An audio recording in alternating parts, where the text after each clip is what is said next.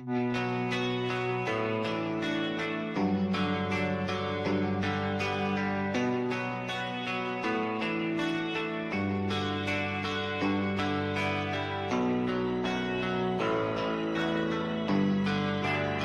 are you feeling? How long have you been here? 3 months, May 17th. And what brought you here? That's difficult to answer.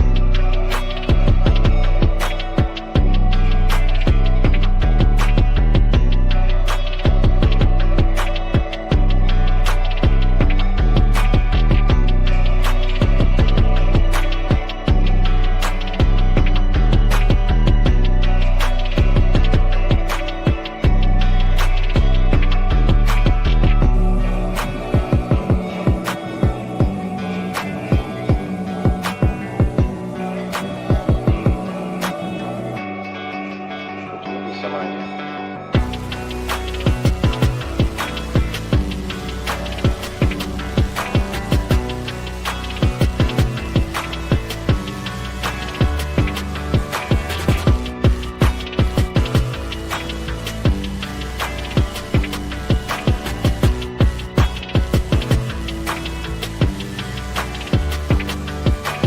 I am not completely like other people. What do you mean by that? People dislike me because I am not completely like them.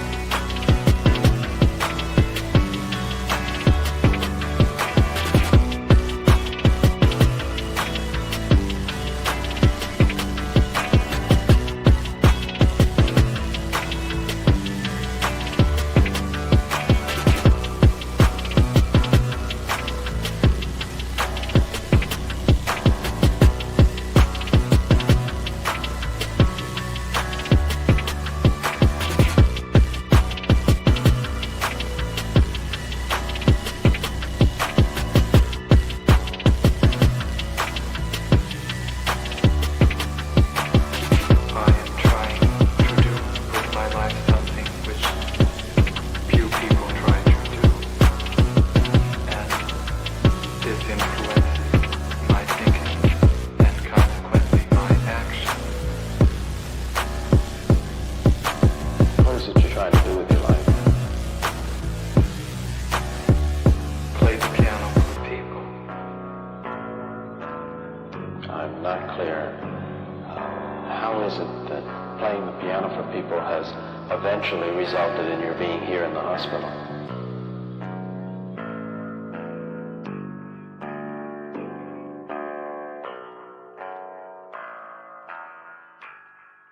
That's difficult to answer.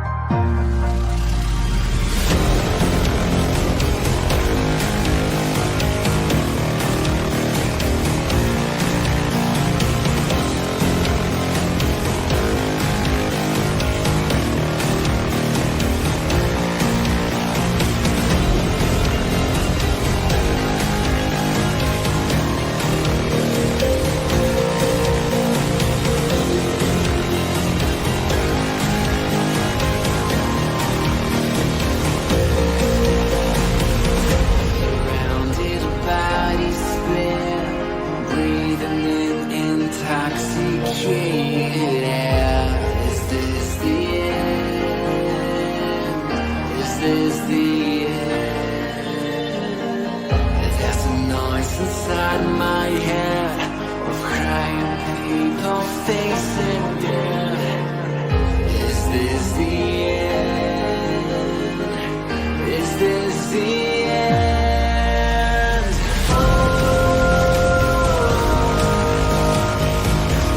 I'm burning in the stone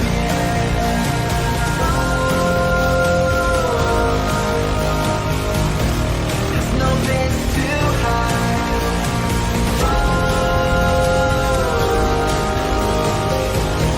I'm burning in the stone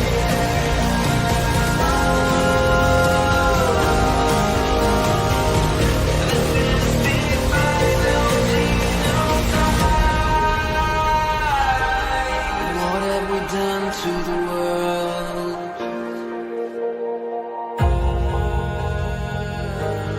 What have we done to the world?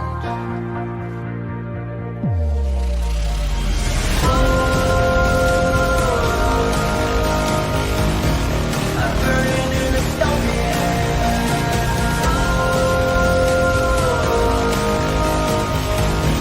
There's no place to hide.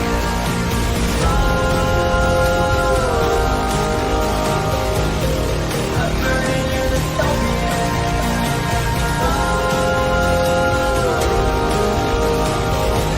This is the final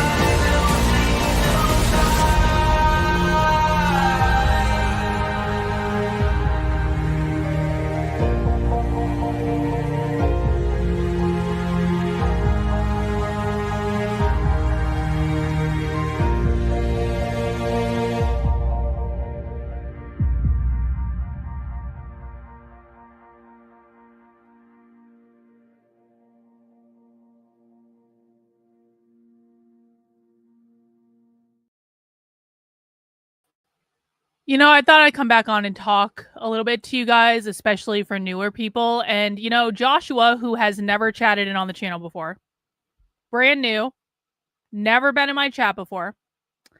You've teed me off quite nicely. Why would you want to weed out unwanted if you're trying to spread a message? You will only talk to those that will not question you. So first of all, this is not proper English, which makes me have questions about whether or not you speak English. Which, if you don't speak English, fine, but let's not pretend you're an American. And my job is to cover the radical revolutionary far left in America. And so I question why you're here and what you're doing here. But what I will say is that, yes, I absolutely have a curated audience on this channel. 100% have a curated audience on this channel. See, and now Joshua's going to have all sorts of feelings in the chat because I adequately called him out on obviously and clearly not being American, obviously and clearly being here for the first time, obviously and clearly not being here to listen, only being here to be disruptive. And Joshua's going to continue to whine in my chat. Let me turn on the comments so you guys, let me just turn on the comments so the chat will actually display on the screen. Because I promise you that Joshua's about to do exactly what. You American, Let's go back and read. Let's go back. Why would you want to weed out unwanted if you are trying to spread a message? You will only talk to those that will not question you. That's not proper English. And so I have a hard time believing that you're an American. You're also doing exactly what I said you were going to do, which is whine and complain in my chat. Now, I'm not suggesting that everyone on the last stream was whining and complaining in my chat. In fact, very few people were whining. See, still going. It's just a chat. It's not a faces. See, here's the problem. I am very grateful that over the last couple weeks, more people have found my content. I'm very, very grateful of that. Oh, he's still whining, doing exactly what I said he was going to do. He's still whining. I am very grateful that more people have found my content over the last couple weeks. What I will tell you is that my sanity is being tested by people who should not be in my audience that have found my content. Now, still whining. The reason my patience is being tested, and there are a lot of people who found my content in the last couple of weeks that I am thrilled are here. I've seen more excitement from new people about the far left in the last couple of weeks than I have seen in a long time from newer people. And that's awesome. And I'm really glad they're here. If you are one of those people who is not driving me insane, then I'm not talking about you. Still whining. Same person that I told you was going to whine the whole time is still whining. No, Joshua. I have never, ever wanted my audience to be the largest possible audience. That's not the point. If you want, he's still whining in the chat, still whining, can't stop whining. Because here's the thing, when you attract the largest possible audience to your channel, which I could do if I wanted to, but when you attract the largest possible audience to your channel, you attract a lot of retards, and then those retards come and they whine in your chat constantly. And they, it's still whining. The retard is still whining. So they whine in your chat constantly. And we're going to ban Joshua at some point, but I'm proving a point. They whine in your comments constantly.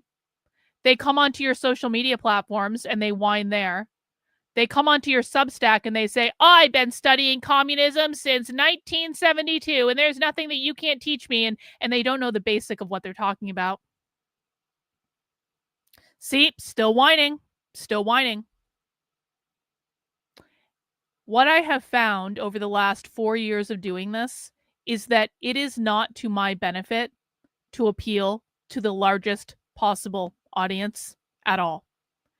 Because my job is literally to listen to the far left. He's still whining.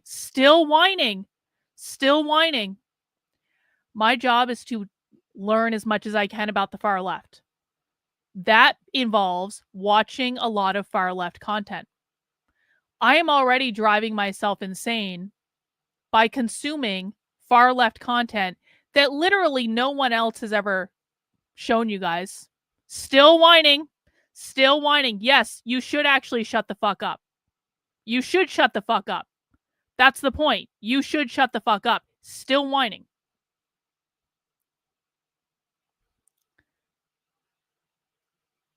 When I additionally have to deal with people like Joshua, still whining, in the chat constantly, and now Joshua's really got his feelings hurt, so now Joshua is spamming the chat over and over again, and you can see that in the chat on the screen.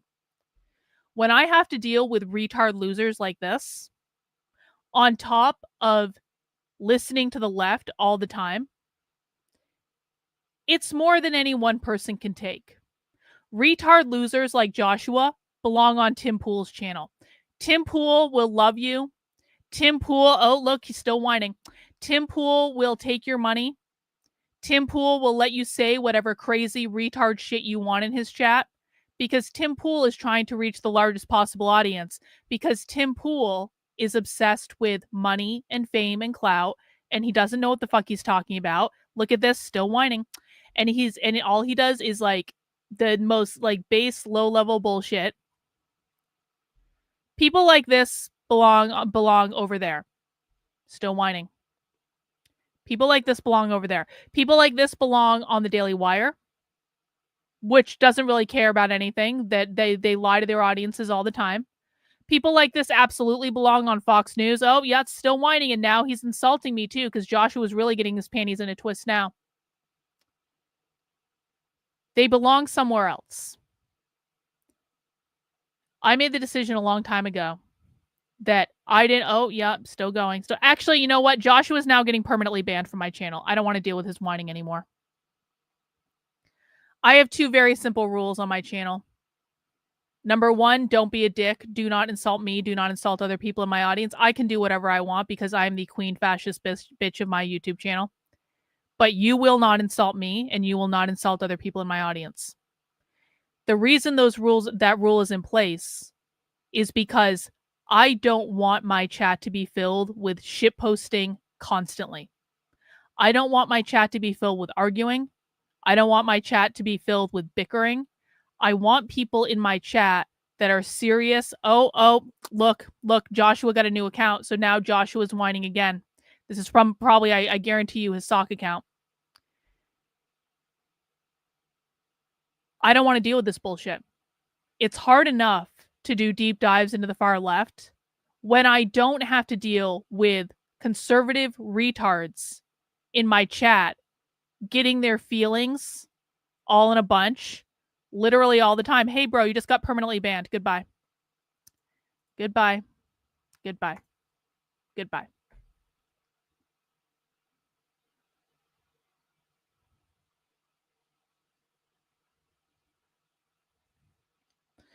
The level of damage that conservative influencers and fucking YouTube content creators have done in terms of teaching people what the left is actually doing is insurmountable. And I will never build a large enough audience to where I can surmount it. Because the thing of it is my content is wonky, it's long, it's in depth. Most people don't have the patience for what I do. Most people don't have the patience to be involved in this community. I've had to deal with so many comments lately from people saying, why can't you, I can't watch I can't watch videos any more than 10 minutes long. Okay, if you can't watch videos that are more than 10 minutes long, you don't belong here. You can learn to watch videos that are more than 10 minutes long if you sit your ass down, you stop talking for a second, and you just listen and you practice. You can train yourself to do this. But if you're saying, Karlyn, teach me about the left, and then you say in like the very next sentence, but I won't watch any videos that are longer than 10 minutes, that's not going to work well for you with my content, and you should go somewhere else. Isn't it interesting that conservatives spend more time attacking people shining a light on the problem rather than the ones causing it? I think that's a really interesting observation. Because this has been constant throughout the last 5 years that I've been on the internet. This has been a constant theme, is that, the left doesn't like me. I was just arguing with some leftists on Blue Sky yesterday. Leftists on Blue Sky, by the way, are still obsessed with the fact that I did a PragerU video 5 years ago, which I regret so much. I cannot even tell people how much I wish I had never done that fucking video. I wish I had never worked with PragerU. I did it because I thought it was the right thing to do at the time. But like, I have so many regrets about doing that video. I wish I had never done it. But leftists are actually obsessed with the fact still to this day that I did a PragerU video 5 years ago. Wouldn't you know it? They were talking about it on Blue Sky last night. If you can't sit through a 10-minute video, then libs of TikTok is more your cognitive level. That's exactly right. That's exactly right. Listen, there are all types of content creators. There are all types of content creators for all types of people on the internet. There are a lot of stupid people on the internet. There are a lot of low IQ. See, this is a good level. We needed to have a good level set for all the new people on the channel. And I'm really not trying to scare people away. I'm really, really not. But we do have to have an honest conversation at some point that, do I want to teach people about the left? Yes. Do I want to show you crazy shit that you've never seen anywhere else? Yes. Do I want everyone to come to streams and have my streams be a lot bigger and reach a wider audience? Sure, that would be nice. But the thing of it is I have a curated audience on my channel. I have a niche audience on my channel. And I think it's a great place for a lot of people. I think it's a great place for intelligent people that want real conversation with nuance and depth. I think it's a place for people who are not part of any political tribe, where if people have been in my comments basically saying, you said something wrong about Trump, and so I'm not going to watch your content anymore. Okay, go. You're not, this is not for you. It's not. Or you don't support Israel, and so I'm gonna smear you all over the internet because you don't support Israel. Okay, go. Fine. I've been smeared on the internet before. I'll be smeared on the internet again. Right? You have to be of a certain temperament to be in my audience and to learn this content. And I am not the best teacher for everyone. And for some people, Libs of TikTok is a much better option because some people are retarded and they have low IQs. And I'm not saying they're bad people because they have low IQs, but can we be honest that there are a lot more low IQ retards on the internet than there are smart people on the internet? And that's just reality. There are a lot more. It is a lot easier to appeal to stupid people on the internet with stupid low IQ content than it is to find smart people and get them to come together and sit down and actually just look at information. It's a lot easier. Thank you for the super chat. What do you think will be the next shift on strategy by the leftists on the information warfare front? They're going to stick with the ICE stuff for a while, I think. They're going to stick with the ICE stuff. Well, I guess, okay, actually, you know what? It depends on if Trump goes to war with Iran or not, because we've already seen the Party for Socialism and Liberation head down the no war with Iran route. So certainly there is a big anti-war contingent on the left, like the military-industrial complex is very important to them. And so depending on how Trump reacts with the Iran stuff, might be that. They might stick with ICE and deportations. I still think we're going to see a massive uptick in queer activism. I mean, the Supreme Court case with Skrmetti the other day, where the Supreme Court decided that states could ban gender surgery on minors. Certainly, that's going to lead to an uptick in queer activism. But I think they're going to kind of stay the course with where they are for right now. The strange thing is that you constantly expose the left and tried to get the right to pay attention, but only to get attacked by the right is beyond my comprehension. This is exactly what's happened to me for years. This is exactly what's happened. I don't get attacked by the left. The left doesn't like me, but what the left tends to do is they usually just block me and they think that I don't have secret accounts to watch them on because I always have secret accounts to watch them on. So they just block any account that they think is me and then they kind of just ignore me. That's what the left does.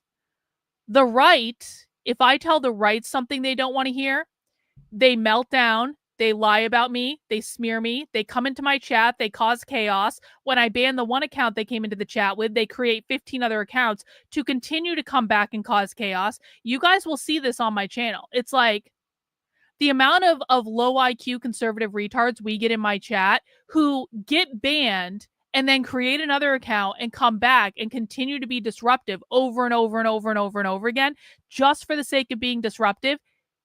It's maddening. And I'm not saying that anyone did that on the last stream. I think there was a different problem on the last stream, but it's also like, man.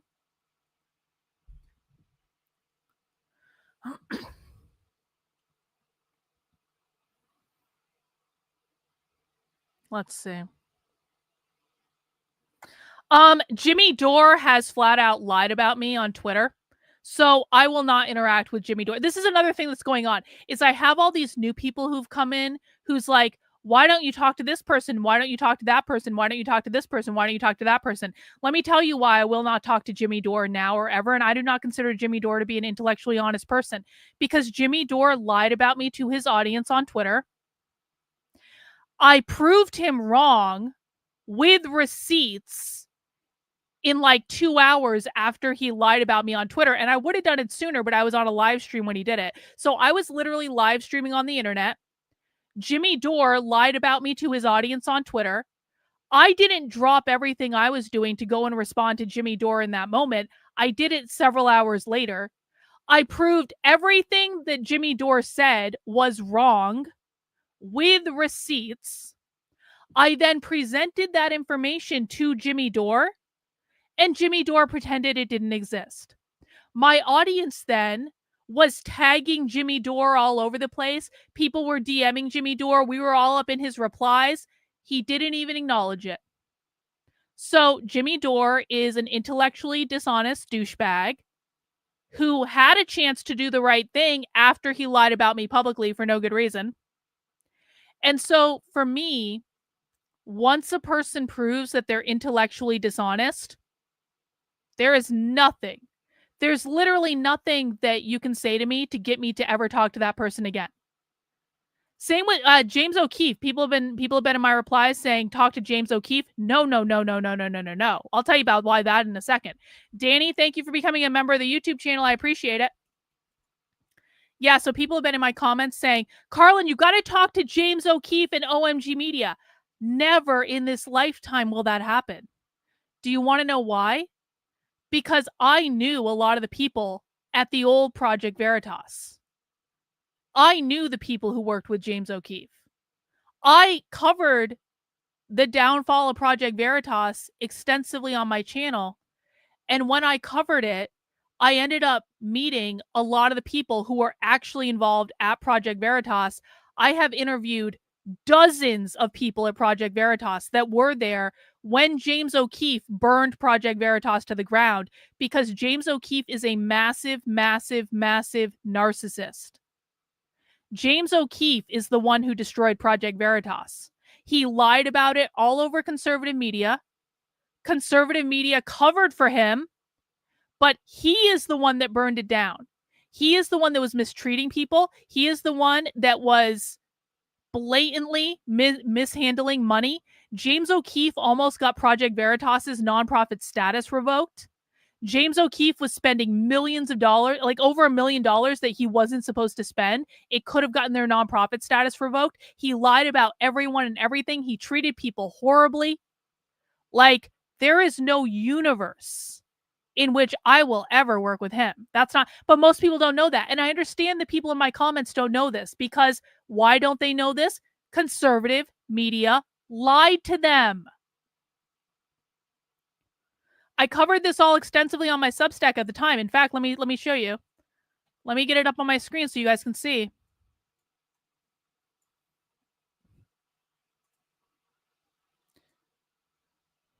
Project Veritas. Let's see. Boom.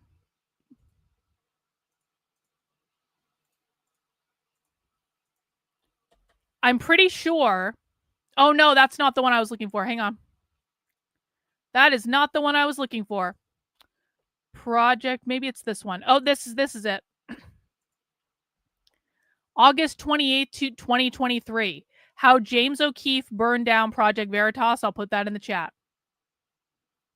Not that we're going to review the Project Veritas situation, but I'm reviewing what's going on in the chat, and so I want to give you guys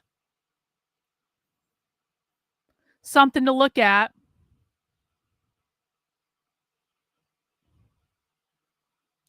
So how I was involved in this is I was talking to people at Project Veritas before James burned it down, because there were a couple of their undercover reporters that I was talking to talk about like leftist stuff. And so I knew people there. And then once James O'Keefe started his conservative media tour where he was openly lying about what happened, I ended up just talking to a lot more people. I worked in garden with 2 socialists who won't and can't pull weeds or use a lawnmower. Because of you, I learned and searched what socialisms believe about landscaping. Oh, isn't that nice? Isn't that nice? Yeah, James has big problems. You broke up. See, he was here. Kenneth was here when Jimmy Dore lied about me. I have a genuine question. Has our society been this dumb and dishonest like this? Yo, I don't know the answer to that, Bear Boy, but I think that COVID broke a lot of people. Anyway,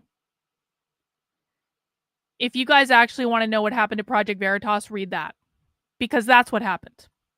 There's also a part 2 to this where the person they brought in after James O'Keefe also did a lot of damage.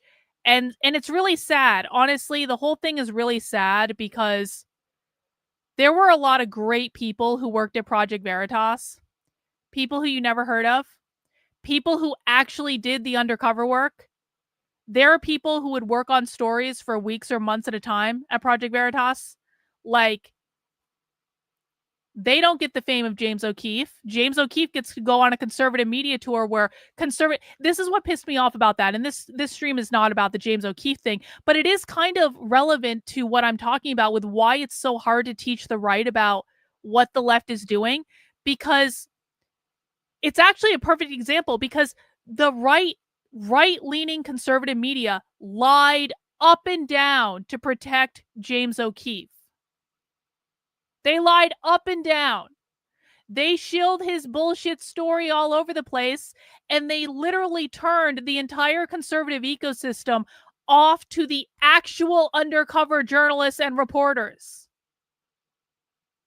So the people who are actually doing the work at Project Veritas got completely fucked over 19 ways from Sunday because James O'Keefe went around conservative media and used all of them to lie to everyone about what happened.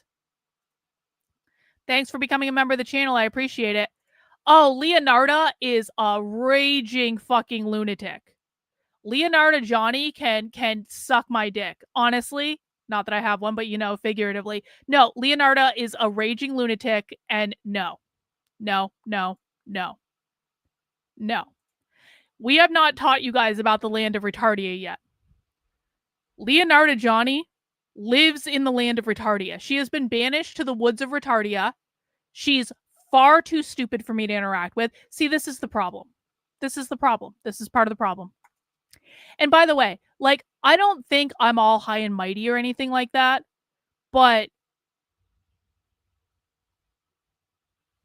I cannot pretend people like Leonarda Johnny are smart. I can't pretend that she's smart. She's not smart. I can't pretend that James O'Keefe is a stand-up person, because he's not. He's a raging narcissist that has hurt a lot of people. I can't pretend that I appreciate anything Jimmy Dore does, because I think that Jimmy Dore is intellectually dishonest. I can't pretend that I support Libs of TikTok, because I think they've misled millions of people about what is going on the left. I can't pretend that I agree with most people that are shilling narratives on the left. I can't do it. And oftentimes what I find in this space is that, if you don't support someone's favorite influencer, or you don't support someone's favorite politician, it's like nothing else matters. The truth doesn't matter if you don't say the things people want you to say, and you don't have the narrative people want you to have. And when it comes to teaching people on the right, specifically about what's going on the left and why it's so fucking difficult, is conservative influencers have lied to their audiences for so long that no amount of evidence, no amount of facts, no amount of nothing can prove to their audiences what the truth is, because they don't even listen to it. They don't want to listen to it. And so what I find on my channel is I find that a lot of people show up here and they think they want to know the truth, and maybe in some respects they do. But I think a lot of them find it very, very difficult, because there is a cognitive dissonance that needs to be overcome in order to understand what the left is. And this happened to me too, and this has happened to many members of my audience. There is a weeding out process that takes place where every single person that comes to this comes to it with a certain idea and expectation about what the left is. You've read books about it, you've seen movies about it, you've listened to your favorite influencers talk about it, whatever. Everyone comes here with a certain set of expectations. Those expectations are almost never hinged into reality. Very few people that I see in the world actually understand the left. They may understand a piece here and there. They may understand the philosophy of it. but the philosophy of it is not related to what I'm talking about, because what activists do in the real world is not always connected to the philosophy. It's just not. And so a lot of people come here and they have these preconceived notions based on wherever they've gotten their information. And then they come here and I try to say, no, it's not that. I'm really sorry you were lied to about that. And then I have to be the one to apologize for the fact that they were lied to, which makes no sense to me because I never lied to them. All I do is show primary source evidence, but the primary source evidence doesn't align with the conservative bullshit narrative. That's why we call it a conservative bullshit narrative, because very, very rarely does the evidence actually go along with what conservative influencers are telling their audience. And so people show up here and all of a sudden they're given information that does not compute. And it's not my fault it doesn't compute. And it's not their fault it doesn't compute. The fault lies with the conservative influencers and the conservative media who have lied to their audience to prop up a bullshit narrative, said the same thing over and over and over and over and over and over again for years. And they give their audience certain expectations that, they're telling them the truth because, but it turns out they weren't telling them the truth at all. They were just propping up a narrative. But because the audience has heard that narrative so much, when they then get presented information that is completely contradictory or just doesn't align with the narrative at all, they start to get angry. And then they start to get belligerent because conservatives don't know how to have intellectual conversations. Maybe I shouldn't say everyone. Some conservatives do know how to have intellectual conversations, but a lot of people don't. And so when conservatives start to experience cognitive dissonance, where they're looking at a piece of information and it doesn't align with what their favorite influencer has been telling them for years, Mark Levin, then all of a sudden they start to have feelings. And conservatives have way more feelings than the left does. There used to be this line back in 2020 when I first got kicked into this. This is the line I had to say back in 2020. You guys ready for it? This is the line that was given to me in 2020 as the person who left the left.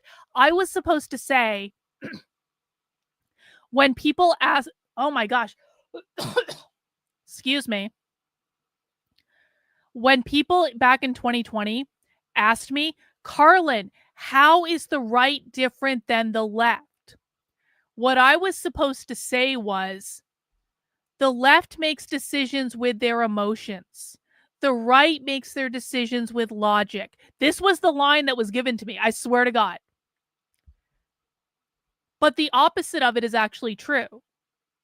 And back in 2020, I was in a whirlwind. I didn't know better. I really didn't. I mean, I would have done a lot of things differently if I knew then what I know now. I'll tell you that. A lot of things differently. But back in 2020, I was supposed to say, the left makes all their decisions with emotions. The right makes all their decisions with logic and reason. And it's such fucking bullshit. The right is way more emotional than the left, to a significant degree. And so every time I piss off a new conservative in my audience that they've shown up and maybe they wanted to learn about the left, or they thought they did because they thought I was going to reinforce every talking point that they've heard a million times before. And then all of a sudden they find, oh shit, this bitch is telling me something new that I haven't heard before. And it's really scary. When you actually see the real left, it's scary to people, right? It is. I think some of you might be able to understand that now because a lot of you are new. And then instead of getting angry at the left, or instead of getting angry at the conservative influencers that lied to them, they get angry at me. And then they come in my comments and they all emotional and they say all this bullshit, and then I have to spend time weeding them out. And they start fights with me everywhere.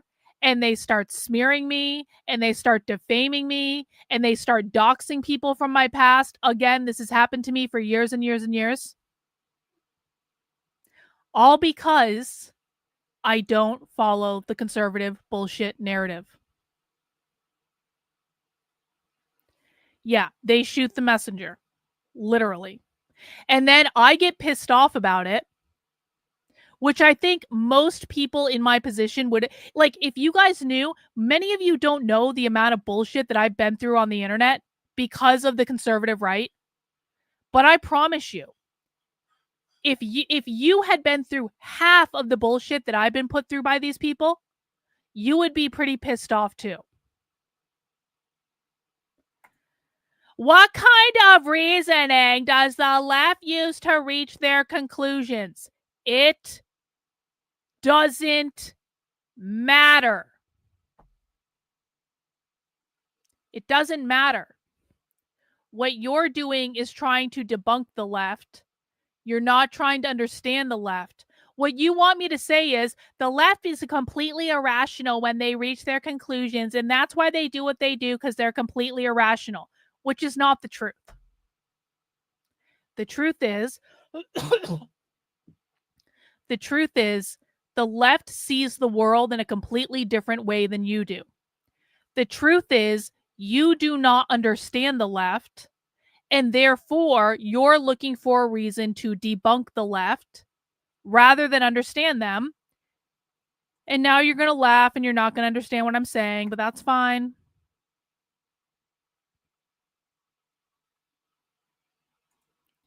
I had one go off on me because I called out his Newsmax talking points about the protests hurting the working class and he lost his mind. True. What is it you think the right doesn't get about the left? If you guys haven't figured that out yet, when I use that voice, I'm mocking someone because they're asking a boneheaded question. What doesn't the right understand about the left? Oh, everything. Literally everything. The right has no clue why the left does what it does. The right has no clue what the language on the left means. The right has no clue what groups are operating on the left. The right has no clue the difference between the philosophy of the left and the actual activism of the left. The right seems to think that the left is an entire monolith that never infights with each other, and they're wrong. The left does, or the right doesn't understand. I mean, I could go on and on and on and on and on and on and on for days. Literally, the right does not understand the left at all in any way. The right seems to think that the left is anti-Jewish, anti-Semitic, Jew haters. They're not. Completely wrong. The right flat out makes shit up about the left all the time. The right thinks that DEI is the most important thing on the left when DEI is not even really that important to them at all. DEI is trickle down from all the other crazy bullshit they're doing. DEI does, if you got rid of all DEI today, it would not change anything. Do you want me to keep going? I am not giving you a wrench, Tommy. You are not getting a wrench yet, my friend. You got to be around here a long ass time to get that wrench. Also, because you're a troublemaker and you're going to start banning people left and right.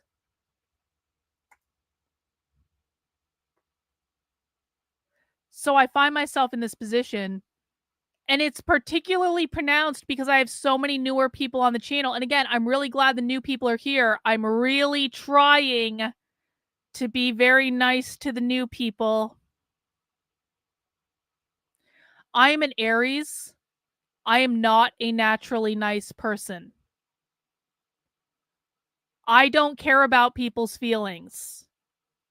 If I seem like I care about your feelings, it's because I'm really trying not to scare you away.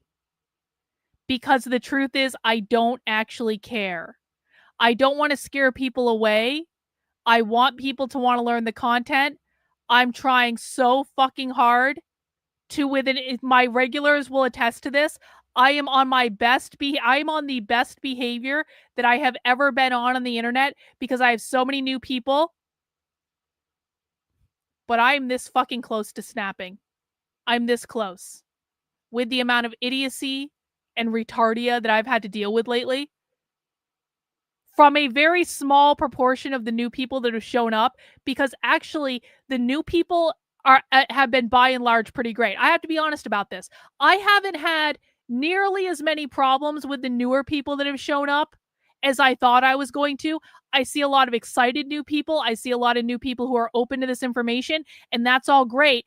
I'm not talking about you.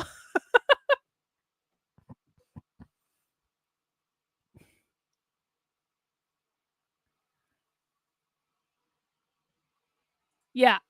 People who have been around my channel for a while, I am being the goddamn sugar plum fairy right now. And it's really awful, and I really don't like it. And I want to go back to yelling at people again.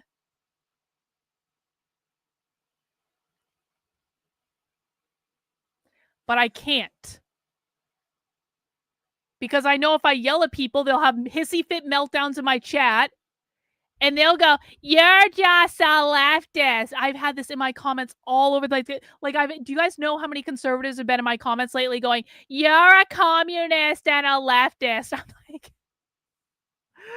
oh.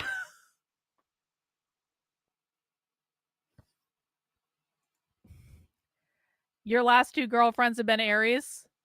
Well, that says a lot about you, Billy. That's probably why you like me and you're a channel member.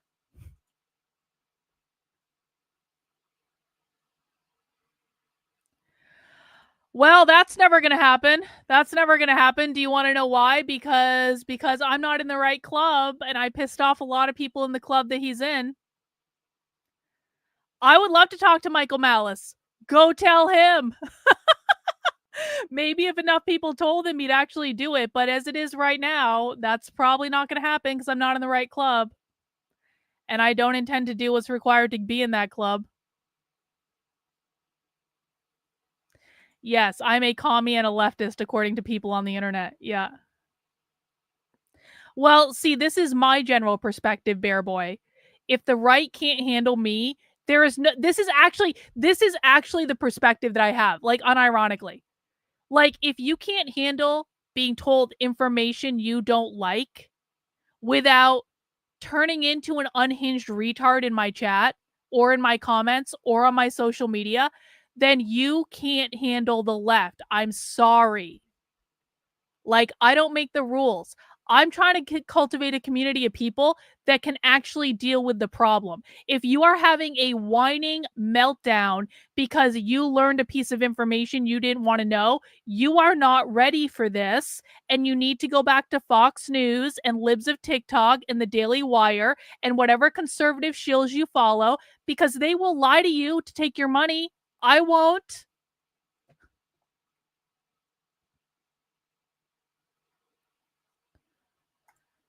I'm new. I'm quietly listening and learning. I understand your frustration. It's cool. I appreciate the massive amount of time you put in. Thank you. I appreciate that.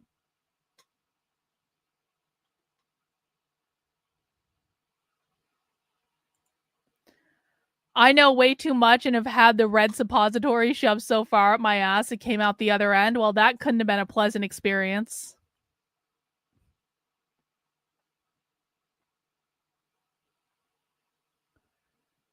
Let's see. I'm just going through the chat. So I'm streaming this on Twitter and YouTube. How far do you recommend new people go back to get up to speed with you? Here's what I recommend you do. Hang on. Here's what I recommend you do. First off, stop listening to conservative influencers. Okay, so this is serious though. Hang on. I'm never going to tell people who to listen to. I'm never going to tell people what to do. Listen to whoever you want. Do whatever you want. But what I will say is, I have consistently seen that when people continue to listen to conservative influencers who lie to them, while they're also learning my content, it doesn't go well. Because it's like, I teach them something and they're there and they understand it, and then they listen to their favorite conservative influencer who lies to them, and we go right back to square one. And then they come back and they're like, I don't understand this. I'm like, I literally just taught you that yesterday. And they're like, but so-and-so said this. I'm like, well, stop listening to people who lie to you and you won't be confused. I mean, that is really like one of the biggest steps, guys. Like, stop listening to the people who lie to you.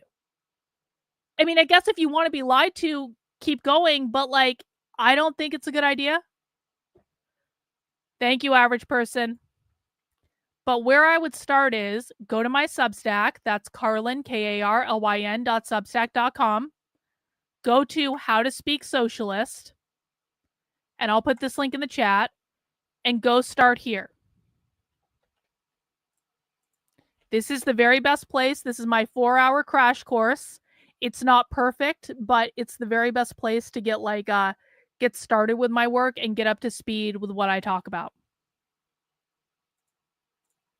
Thank you. Appreciate it.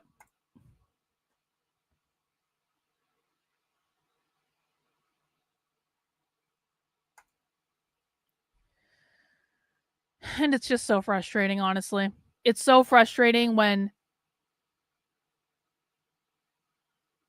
the stream we were doing earlier,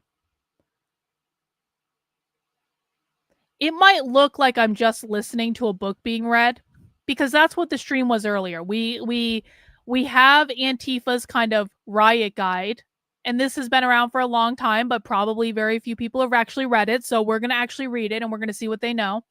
Because on the left, they do actually read their books. On the left, they don't just buy the books and pretend to read them. They actually do read them. So when we're listening to books on the channel, I'm not just sitting back and listening to something like I'm doing it passively, like an audiobook. I'm trying to actively analyze it and figure out how to explain it to other people as simply as possible. And this is all happening in real time, okay?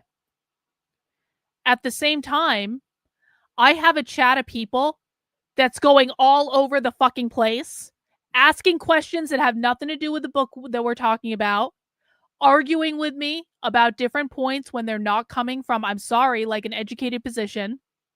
And they're kind of making it impossible to do the deep dives that I want to be able to do. Now, I don't do deep dives every single day on the channel. I don't. We watch a lot of lighter content. We watch a lot of content that's much easier to analyze. But what we were doing earlier today and why I stopped the stream early is that I was completely unable to get the chat under control because there were so many different people that were just causing chaos, and some of it was intentional and some of it was not intentional. But like, I couldn't do that and also analyze the document I was looking at the same time, because it does take actually a fair bit of focus to be able to do that. And so when I have a chat full of people that maybe 80% of them are here to learn, and I do believe that most people watch my content in order to be able to learn. Maybe there's like 80% of the people in the chat that want to learn, but it's that 20% that won't shut the fuck up, that won't stop shitposting, that question every little thing, that whine and complain when you say something they don't like. They may be a minority, but it is extremely disruptive and it's extremely frustrating. Yeah, 2% are gooners, exactly. And when they're doing that, the reason we have to have a curated audience is because when you have retards come in and you try to appeal to the broadest possible audience on the internet, it literally ruins the experience for everyone else. I'm trying to teach other people are here to learn, and then we have this disruption. So then people are going to say, Karlyn, just don't pay attention to the people disrupting the chat. Well, let me tell you what, that doesn't work either. It doesn't work. Because as soon, and again, I've been doing this a long time, as soon as people start being disruptive in the chat, then the whole thing goes off the rails. And then those people who are being disruptive, they start putting misinformation in the chat. And then people who are trying to learn actually talk to those people in good faith, even though they shouldn't be. And so then those people start misinforming people and they start contradicting what's being taught on the screen, which is only done with direct evidence. Well, we already do this, but it doesn't work all the time. It just doesn't work all the time. And so it's like, at some point you have to say, okay, well, this just isn't working right now. Like, it's just not working. Can you call them retards? Yup. Yes, you can. You absolutely can. And then on top of this, so I basically have the way someone in my community once described it to me, I have an open air classroom. It's kind of like if you have a classroom in the middle of a city, anyone can walk into this classroom. Anyone can sit down in the classroom. I don't know who's here. I know the regulars, but anyone can be in this classroom.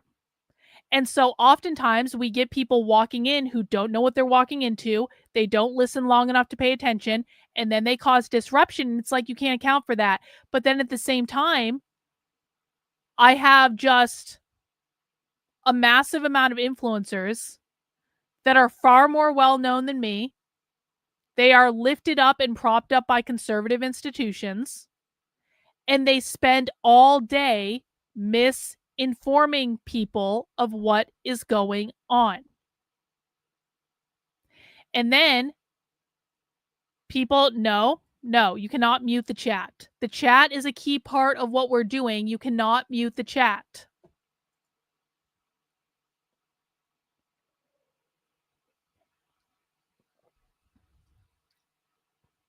So it's just frustrating. It's frustrating to have to explain the same thing over and over and over again because conservative influencers are lying to their audience. It's frustrating when you teach people something and then they go out and they continue to listen to influencers and news media that are lying to them. And then they come back and they're all confused. So you have to teach them the same thing over and over and over and over and over again. It's frustrating when I end up getting in arguments with people in the chat because they are not listening and they don't want to hear the information. And then they start whining and complaining and acting like unhinged retards. And it's just like, at some point, I'm not saying I'm quitting or anything. I'm obviously not quitting, but I'm talking to you guys about why it is so frustrating to me. And then if I say anything or do anything that has a tone to it, that gets clipped and put on the internet because there are people that are actively trying to destroy the work I'm doing because they're retards. And then they say, Karlyn's literally crazy and she's a raging bitch to her audience all the time. Well, no, what happened to make me that way?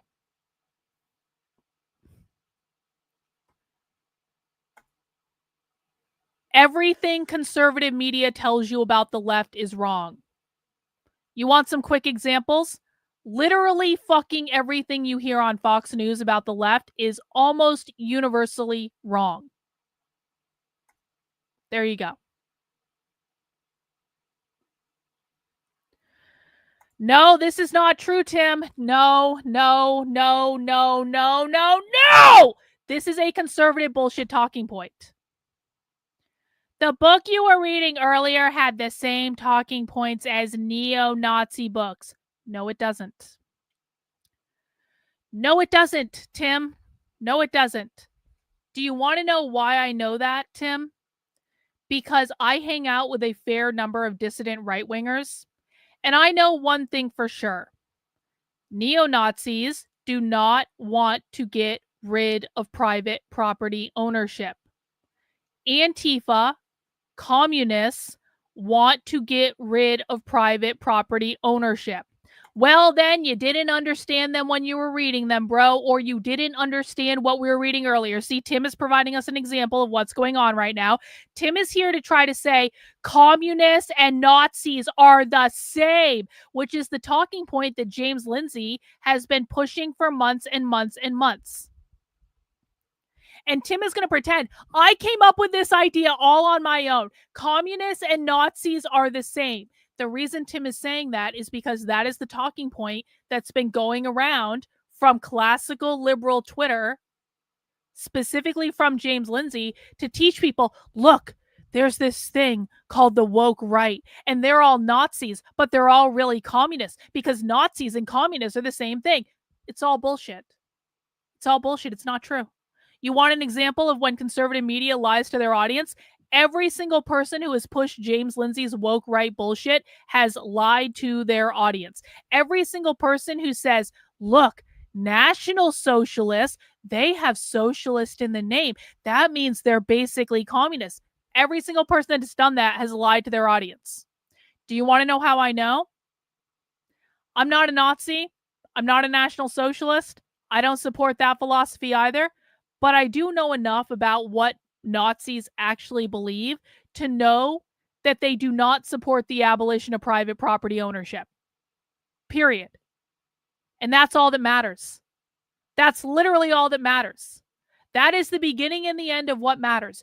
Do you support private property ownership or do you not support private property ownership? That's it. And if any single person out there says the left are Nazis, the Nazis are communists, no. It shows a fundamental misunderstanding of what is going on. And then that lie goes out to millions and millions of people. And then people like Tim come into my chat and they regurgitate that lie. Aren't we listening to literal socialists right now if we're listening to someone on the right? No, we're not. No, we're not. We are not. Nazis were nationalists. They liked borders. That's exactly right. What questions do you guys have? Let's see what you have to say. Not sure if you have one already, but a video aimed at truth for no. See, the thing is, I don't actually care about convincing people. There is nothing that I can say to a Fox News watcher who doesn't understand that Fox is a bullshit narrative just as much as MSNBC is a bullshit narrative. There's nothing I can say to them to get them to take this seriously. There's nothing. So why would I waste my time? It's like, I don't care about convincing people of anything. I care about showing the evidence and telling the truth. And if people don't want to hear it, then they don't want to hear it. You know, whatever.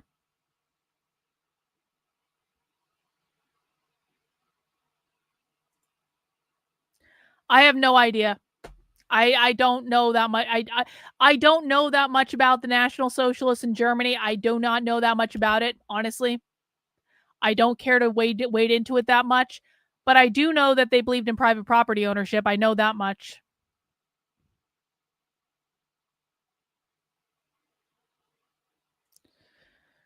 You cannot convince these types of people that they're wrong. Exactly. So it's useless to even try. Marx, the theory of communism may be summed up in one sentence: the abolition of private property. Exactly.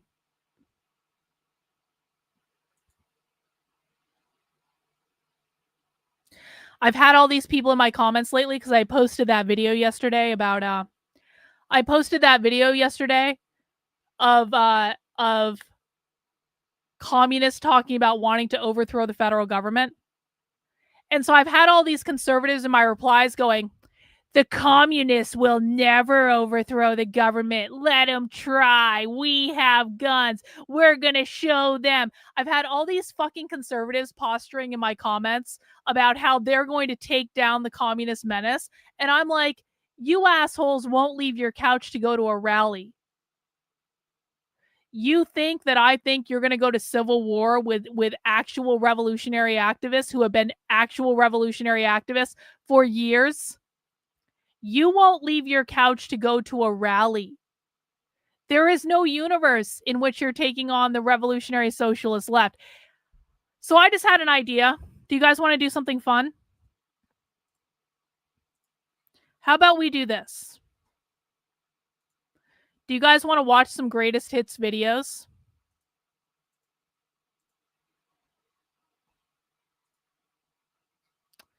Here's what we're going to do. I'm going to go to my video vault, which is on my Substack. Do you guys want to watch some greatest hits videos that I have?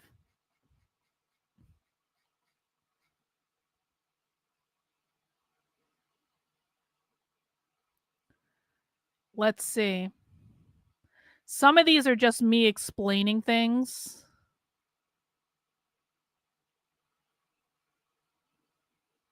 Let's do this one.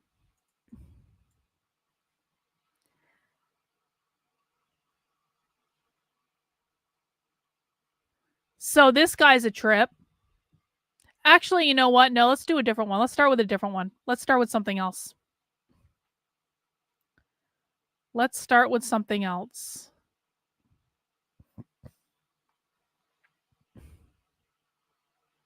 Not that. Oh, check this out. Okay, let's do this one. That's a long one. We don't do that one.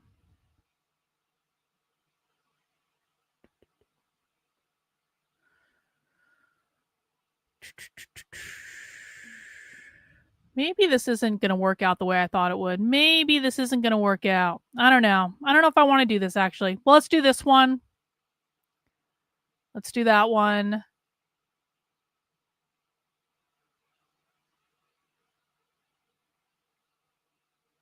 Can do that one. Let's do this one.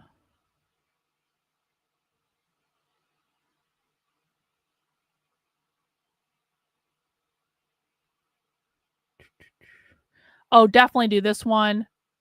Definitely do this one. Let's definitely do this one.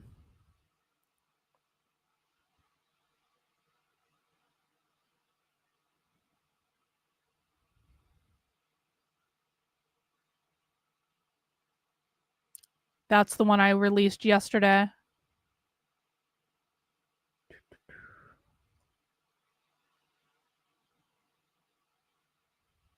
Okay, that's a good start. Let's start here. Let's start here. Oh, gotta set up sound. Hang on.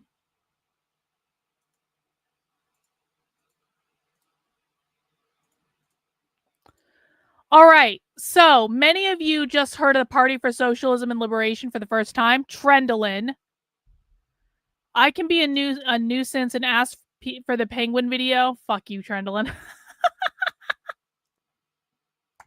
Trendolin is allowed to be a nuisance.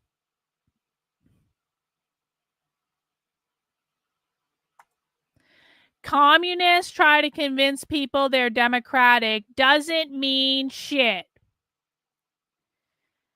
Pop quiz for the chat. Pop quiz for the chat. When communists say democracy, what do they mean? Because no, Justice, you are wrong. It does mean something. And when you say, it don't mean shit because I don't understand it, you're wrong. When communists say democracy, they mean socialism. They mean socialism. They mean socialism. They mean socialism. Communists believe the only true form of democracy is socialism. So it does mean something. When you guys say it doesn't mean something, you are getting in your own way of understanding the left.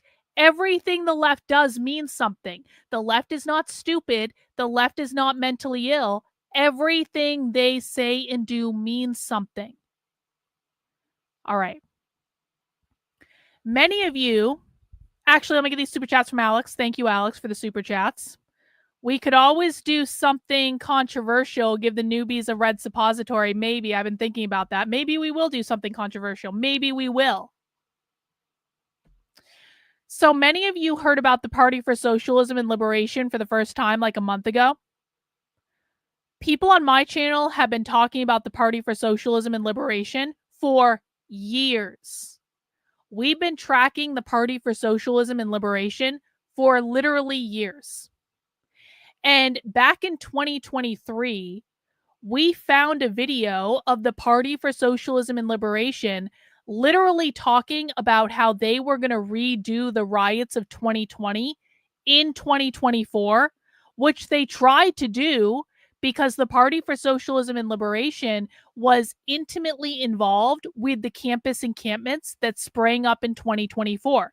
The Party for Socialism and Liberation, again, this is a year before most people have ever even heard of them.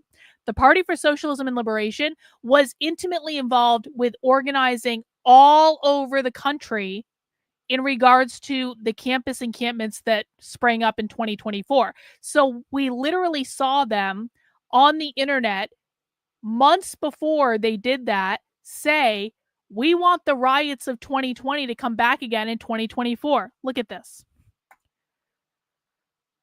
Socialism does not have this. Oh my God! Socialism does not have many points. Socialism has 1 point. 1. Does anyone want to guess what that 1 point is? Pop quiz for the chat. What is the one thing that's so... No, bro. No. Shut the fuck up and listen. This is what I'm talking about. I've literally said, I say this every fucking stream. Shut the fuck up and listen. What is the one thing that socialists want to do? There is one correct answer to this. Capitalism. Abolition of capitalism or private property ownership. They want to abolish private property ownership. They want to abolish private property ownership. Abolish private property ownership. See what happens when you shut the fuck up and listen? Abolish private property ownership. Abolish private property ownership. Abolish private property ownership. Look at that. Look at all the people.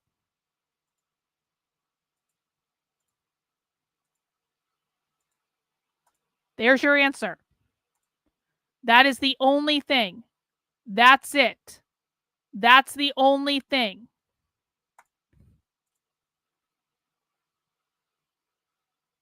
Can I play the video now, or does anyone else have questions that have nothing to do with what I'm talking about? Does anyone else want me to coddle their feelings? Anyone else? Can I play the video now on my stream? Can I do that now?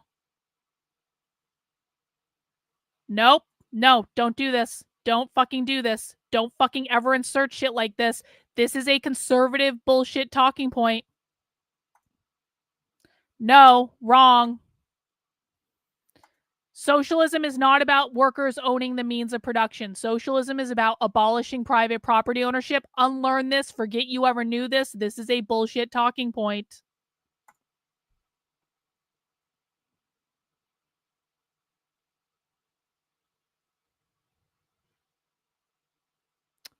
All right. Can I play the video now?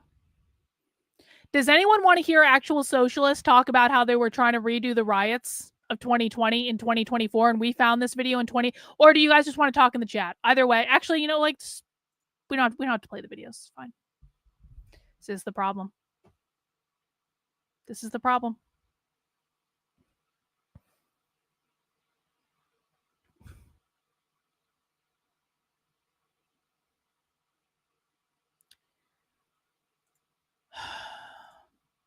I think that, you know, we are heading into, it's not me, the party's assessment of a highly explosive moment in U.S. politics. And it seems somewhat calm right now.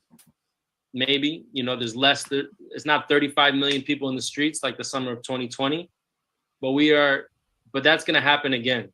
And that's going to happen with actually greater frequency. And even, I would say, even on a bigger scale in the years to come. And we can remember how that... As a point of reference, this was a year ago. He said this last year. When I say last year in the video, I mean 2022, because we found this video in 2023. We're going to see the riots of 2020 happen again and on a greater scale. And if I were a betting person, I would say we're going to see them happen next summer, right before the election. Sustained bullshit all throughout the summer. And I think they're going to do it in Florida because they're really teeing each other up about Florida. They're setting up all these... Somewhat... Oh. This is another conservative bullshit talking point I've been hearing in my chat quite a bit, and been hearing in my comments. There are no socialists. They're showing up in small numbers.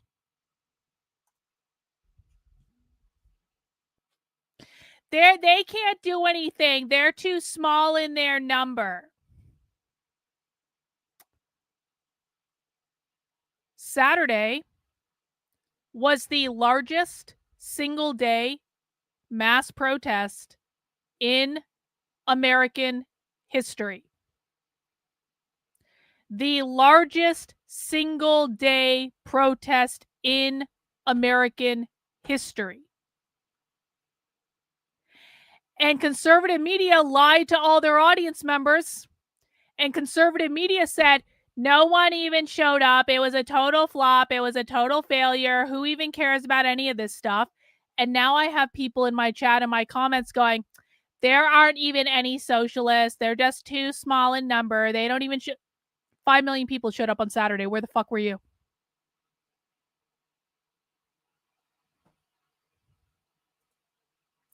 There were tens of thousands of people who showed up in Florida. There were huge protests in red states. The left has a massive decentralized network of thousands and thousands and thousands and thousands of people all over the country. Thousands of cells, thousands of organizations. And the right runs around going, we don't even have to worry about them because no one watches their YouTube videos. And so we don't have to worry about them at all. Where are they at today? Literally protesting right now. They organized mass protests yesterday. They tried to attack an ICE facility in Portland. They're literally out in the streets right now. Where the fuck are you when you were in your mom's basement? See, this is if they're not protesting in mass protests on a Thursday, that means they don't even exist. In the meantime, the right refuses to leave their houses. The right doesn't do anything except complain on the internet and make memes. And they're like, you mean to tell me the left isn't out protesting mass protests of 5 million people every day? They don't even have the numbers to do anything. It's like, come on, man. Oh, wow, Trizzle, it's been nice knowing you, but since this is blatantly breaking the rules on my channel, you are now permanently banned. Goodbye. That's the typical conservative reaction. Right there. You're telling me something I don't want to hear, and so I'm going to insult you now. This is why they have the stupid voice attached to them. This is why they have the retard voice attached to them, because they are indeed, fuck off, retarded.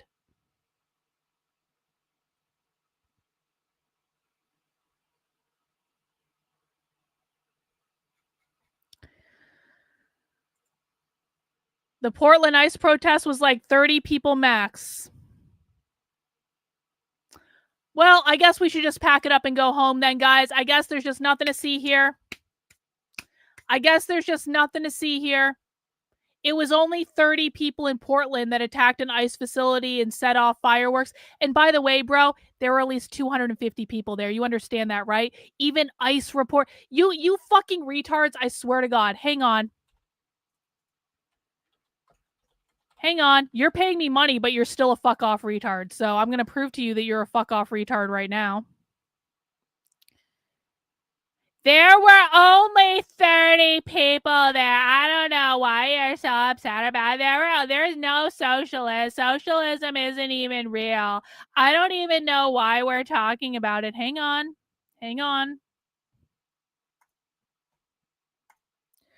There were only 30 people there, huh?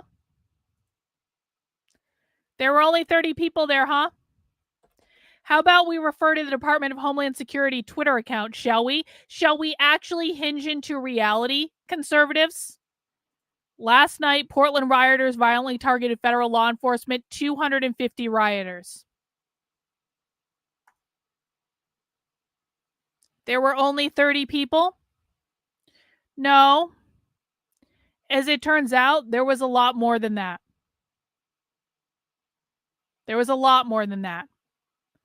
According to the Department of Homeland Security.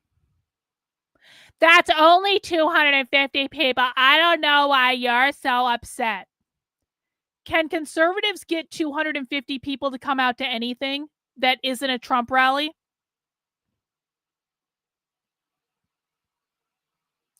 Can conservatives get 250 people to come out to literally anything that is not a Trump rally? I used to do conservative events every weekend of my life for 6 months. There was never a single, okay, I take that back. There were 2 events. I did conservative events every weekend of my life for 6 fucking months. Only 2 of those events had more than 250 people at them.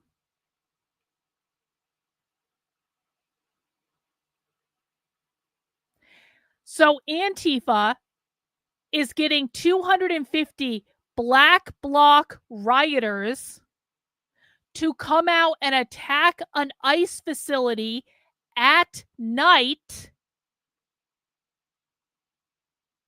And I have conservatives in my chat saying, there wasn't even anyone there. I don't know why you're so upset about this. There were only 30 people.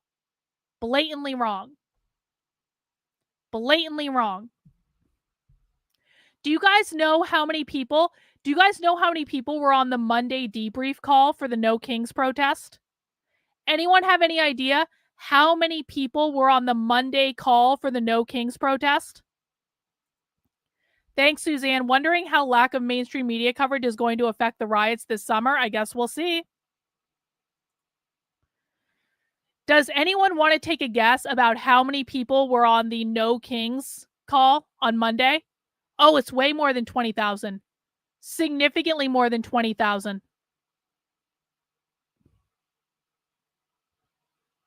Way more than 20,000. 20,000 was the call previous. 20,000 was the last call before the No Kings protest. I'm talking about the one on Monday. The one on Monday that was after the protest. 60,000 people. 60. 60,000 people.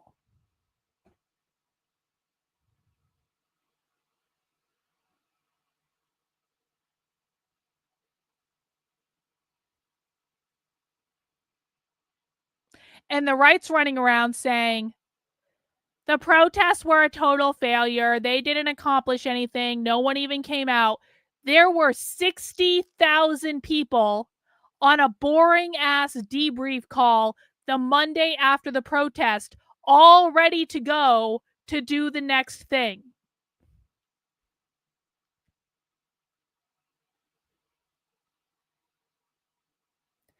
It's infuriating. It's maddening. It's maddening. Hey, you guys want to watch another video? Let's watch this video. This video is super, super fun. Do you guys want to hear revolutionary communists? First off, revolutionary communists are going to shit talk conservatives in this video. And so it's really great because I love it when revolutionary communists shit talk conservatives. First, what you're going to hear is the revolutionary communist is going to shit talk conservatives. And then what you're going to hear is they're going to talk about how they're going to take over the federal government. Ready?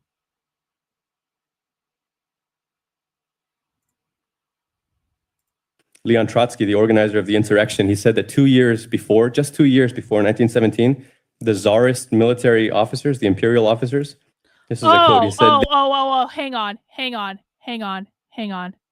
Hang on. We have jobs! We have jobs! We're the only ones with jobs. The left, the right are the only ones with jobs, guys. We have jobs. We are the only ones with jobs. No one else has jobs. Only conservatives have jobs. Only conservatives have jobs, guys. That's it. Only conservatives. No one else has jobs. Hang on. Trying to find something that I haven't looked at in a while, but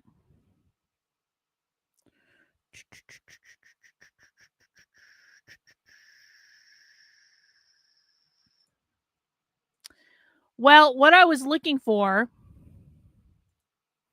Can you all please shame Richard in the chat for a second? We'll watch this video in a second. But can you all please shame Richard in the chat for sending this super chat? Because I mean, come on. Just let me find something real quick, though.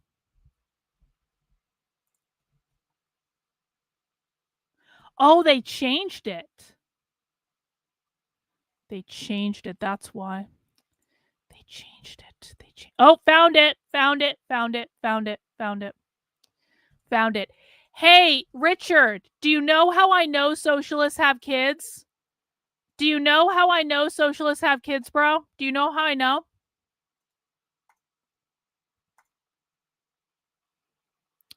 Do you know how I know socialists have kids? Oh, shit. Is this not going to work? Fuck you. It's not going to work in this. Let me see if I can get it up on the Chrome. Hang on. Should work in Chrome. Found it. Got it. Hang on. Richard, do you know how I know that socialists have kids? Because, Richard, not only do socialists have kids, socialists have entire childcare programs for their kids to train those socialists to be good socialists, to train those children to be good socialists.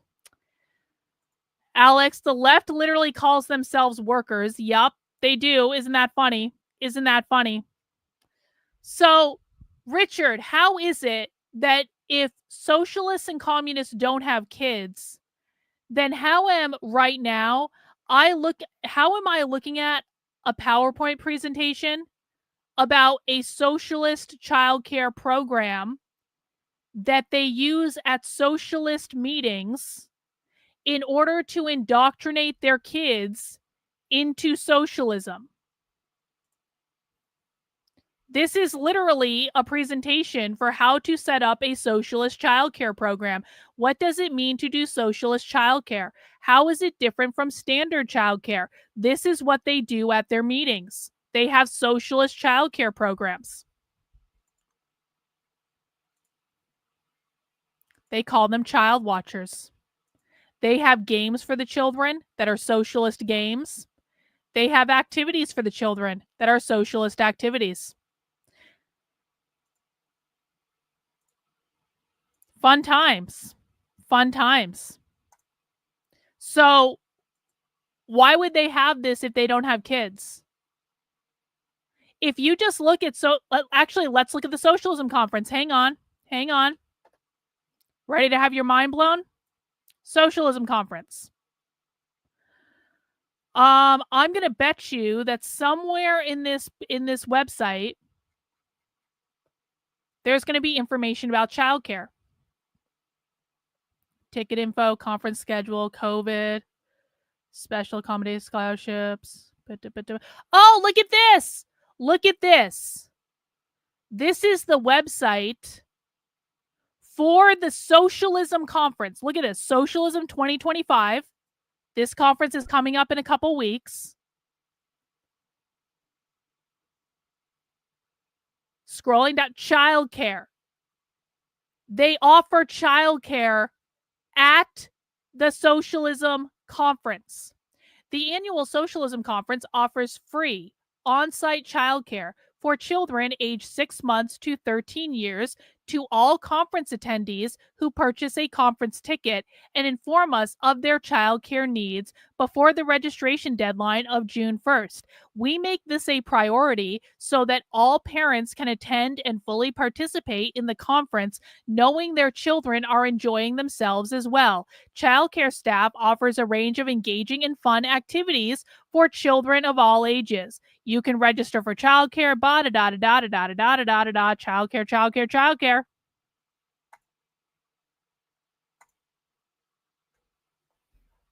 Socialists don't have kids? Heard that one quite a bit. They abort all their children. No, they don't. Stop trying to turn the right into the left. Yeah, okay.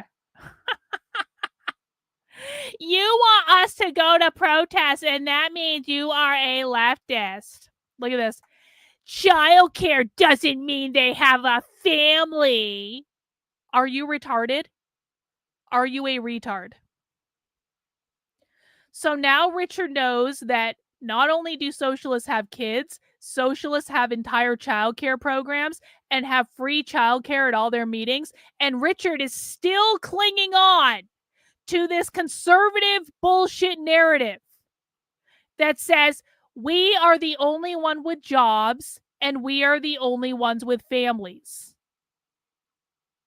Richard, will you explain to me, please? Obviously, this is just a stream where I'm going to berate people that are acting like an idiot. Oh, look. She's a leftist. That's how you sound to me in my head, by the way. She's a leftist. Karlyn's a collectivist. Yeah, okay. Yeah, okay. See the voices these people make me do? This is how I hear them in my head. Hey, Richard, explain to me something. Explain to me something. Get him back on the screen. Actually, let's get his retarded super chat on the screen because at least he sent me money. Richard, explain this to me. For years and years and years, conservatives were afraid to say that they were Trump supporters because they might get fired from their jobs. Will you please explain to me why conservatives would have had the idea that they would get fired from their jobs for being Trump supporters if conservatives were the only ones with jobs? Will you please explain to me how the left successfully managed to take over all of higher education, all K through 12 schools, all news media, all nonprofit organizations? Will you please explain to me how the left managed to take over literally every single institution in society if they don't have jobs? Richard, will you please explain to me, how did the left take over the unions? Not even take over. How did the left create the unions in the first place? Because all unions are socialist. Most of the unions, and Ike is now banned from the chat. I'm sick of dealing with his bullshit. Most of the unions are protesting with the left right now. How is it that the unions are so fucking socialist if the left doesn't have jobs? Can you please explain any of those things to me? We're waiting, Richard. We're waiting for your answer. How is it that the unions are entirely socialist if the left doesn't have jobs? How is it that the left owns every school in America if they don't have jobs? Why is it that for years conservatives were afraid of getting fired from their jobs if people knew they were Trump supporters if the left doesn't have jobs? Are you able to explain any of this, or are you just running your mouth like a retard?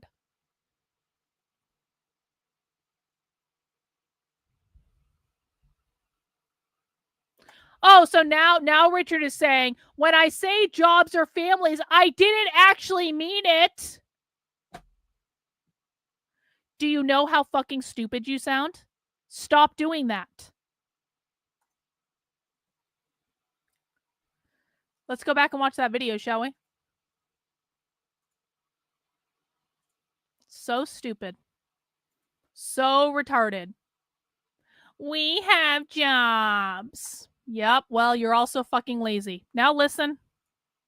Leon Trotsky, the organizer of the insurrection, he said that 2 years before, just 2 years before 1917, the czarist military officers, the imperial officers, this is a quote, he said, they thought that the moderate liberals were extreme revolutionaries. Well, the Bolsheviks, in their eyes, belong to the fourth dimension. I think we belong to the fourth dimension for the Republicans that are talking about communism being the Democratic Party. We'll show them the real communists. So the communists, at their events, at their private events, are making fun of the fact that conservatives call Democrats communists. And they're saying, Republicans think that the Democrats are communists. We're going to show them the real fucking communist motherfuckers. belong to the fourth dimension. I think we belong to the fourth dimension for the Republicans that are talking about communism being the Democratic Party. We'll show them the real communists.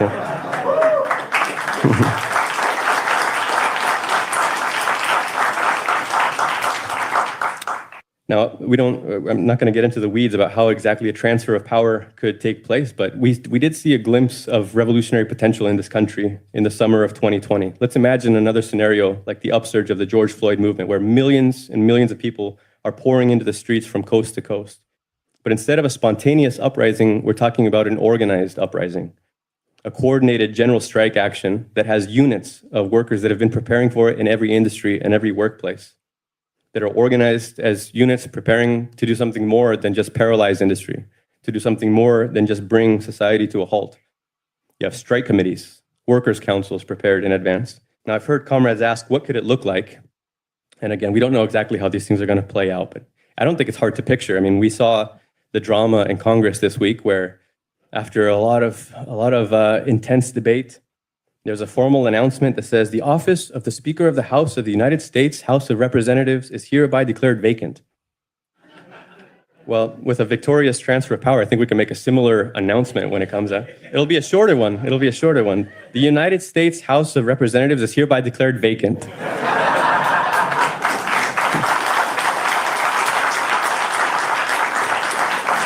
And I personally, this is just a detail, but I think it would be nice if we could get a hold of the national emergency system that they tested on Wednesday and make sure that we blast out on every cell phone, every TV, every radio in the whole country and make sure everyone knows this is the end of capitalism right here. We're going to have a lot of red flags too. Big ones. I mean, I'm mostly excited for the one that's going to go on top of the One World Trade Center. But I think the White House is going to look pretty epic as well, a red flag over the White House. Right. This is to say nothing about the international repercussions. I mean, when we have a revolution in this country, the impact it's going to have on the rest of the world is practically unimaginable. But a revolution, a successful socialist revolution in any country would electrify the global political landscape.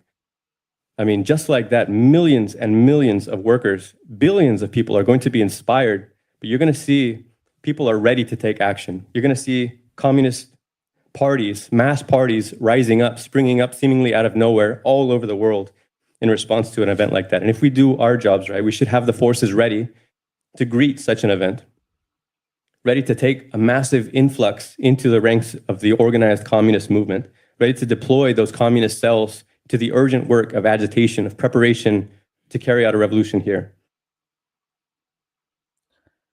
So that is the Revolutionary Communists of America in October 2023, a year and a half ago, little less than a year and a half ago, telling a room full of 200 people that had signed up to go to a workshop with them over the weekend that they are going to try to overthrow the federal government and they want to raise the red flag of communism above the White House. And they're saying exactly how they're going to do it. They're going to do it by recruiting through the unions and doing a general strike. And we know that the far left is going to try to execute a general strike either in 2026 or in 2028 because they've talked about it. Not just this group, just like on a mass level, they've talked about it. And so we have this on video of them literally, see, they can try. Now, Rich in his head is going, I'm not going to let that happen. But what Rich isn't never going to admit is that Rich is never actually going to leave his couch. Rich ain't going to stop the revolutionary socialists. Rich is going to sit on his couch and he's going to polish his gun that he never even uses and never goes to the range with and never practices with. And he's going to forget that he's not actually willing to leave his couch and actually do anything productive. But he's going to posture on the internet and say, they can try. Well, they're out in the real world organizing, Rich, and you're on the internet, bro. So maybe have some perspective. Let's see. What's next?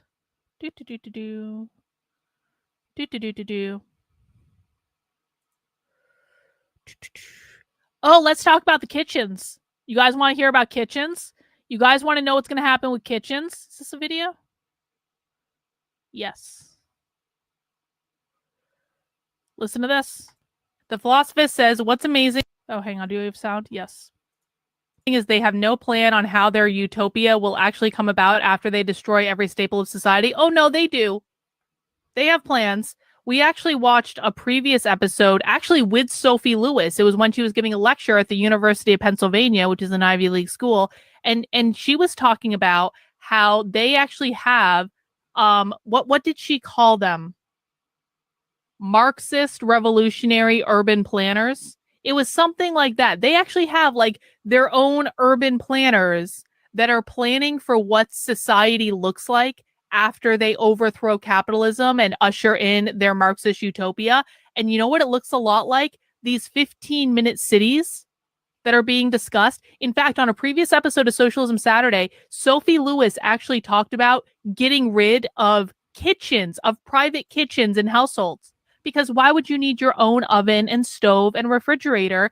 Because you can just go to the community kitchen and get all your food from the community. And they have these urban planners that are putting these exactly 15-minute cities plans in place to make sure that you can just go get your food from the comrades that are assigned to cook the food. That's real. So when you guys heard Joe Biden, and I actually have a clip on my channel of this, you guys can go look it up. Remember when Joe Biden was like, we need to get rid of all gas stoves? That comes from somewhere. It comes from these people, because these people are actively at Ivy League universities talking about getting rid of the kitchens, our own personal kitchens that we have in our houses. You're welcome. And she says that in order to unleash the social force of a sort of red love, we will have to change materially some of the building blocks of our society to enable it to blossom. And so she thinks that includes a little bit like Fourier, the private kitchen. There it is. Not the default, but perhaps. I told you guys earlier that Sophie was the one we were watching that was talking about getting rid of the private kitchen. And she just brought it up again. She said, in order for us to fully embrace love, red love, they actually fucking called it red love. We're going to need to get rid of property. Like, for example, the private kitchen. Because if you're cooking your own food in your own house, that means you are not part of the community in which you are belonging, because really you should be going to the communal area to get all your food from the socialists who are assigned to cook it. Certain basic needs of human beings in a society should by default be met in the public sphere or the common sphere. The default needs of human society should be met in the public sphere. So what does that mean? Food, healthcare, education, everything. The default needs of society should be communal. Some might say collectivist. So yeah, I think to talk about. Oh yeah, housing would be communal too. Any kind of. Remember, so when they're talking about society meeting our basic needs, it's food, it's healthcare, it's housing, it's education. Again, you will own nothing and you will be happy. Well, let's pause right there while Sophie is looking like she doesn't have a soul, as Ben talks about how the family is love. And I'm going to go to this super chat from Half Orc Fighter, who says, I guess they're going to have to find me, and I'm making illegal hooch and roasting illegal foods for my friends and other free thinkers. Well, like Sophie likes to try to convince people, you're still going to be allowed to do that. Don't worry. You can still make food if you want to, but their premise is that it's going to be so great to not have to do any of these things that you're just going to willingly hand over responsibility to the state, and then you can go Half Orc Fighter and become a poet or an artist or a musician, because under socialism, all right, you guys get the idea of that one. That's one of a couple clips that we have of Sophie talking about getting rid of private kitchens. Do you guys want to hear what Sophie has to say about parental rights? This is a great clip. Sophie is our favorite Abolish the Family socialist. We watch Sophie quite a bit. We're probably going to be watching her on Saturday, so new people can be introduced to Sophie for the first time. Let's hear what Sophie has to say about parental rights. Yes, it's true. What the far right says, feminism wants to abolish the family. To hell with family values, and all capitalist value for that matter. And fuck parents' rights. My hunch is that just beyond the horizon, beckoning to those of us who want to hear it, there is a world of relationship no longer strangled by scarcity and no longer held hostage by economics. Thank you.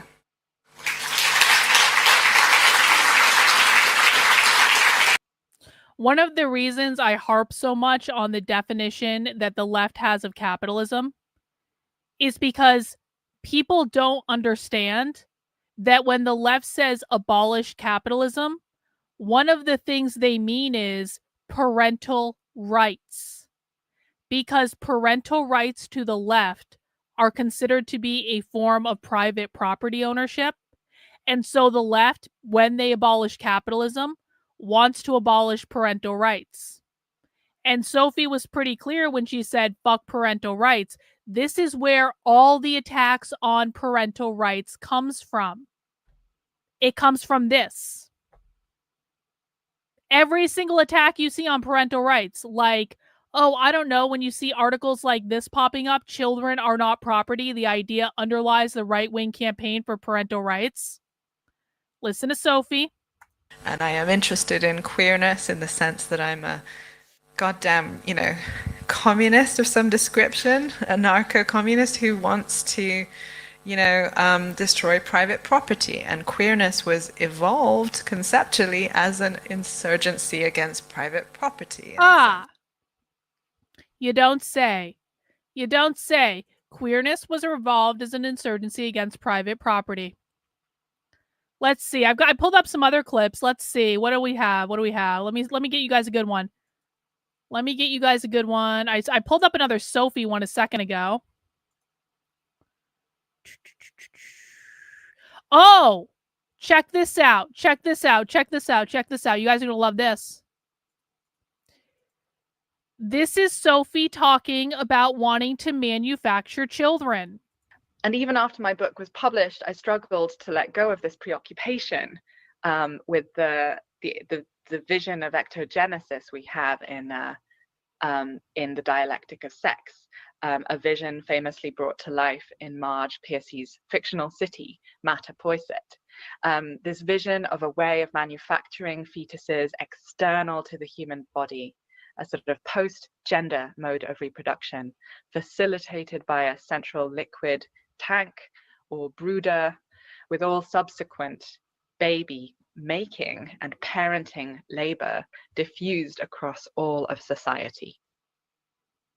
So that's Sophie talking about how they want to grow children in bio bags. So that's really great. Unknown says, so queerness isn't just the gay stuff, they hid that well. Well, it's funny you say that. Because the left never actually was hiding this. The left never was hiding this. The left was always extremely and extraordinarily clear about what they meant when they said queer. Do you know who was hiding this from you? Conservative influencers who lied to you.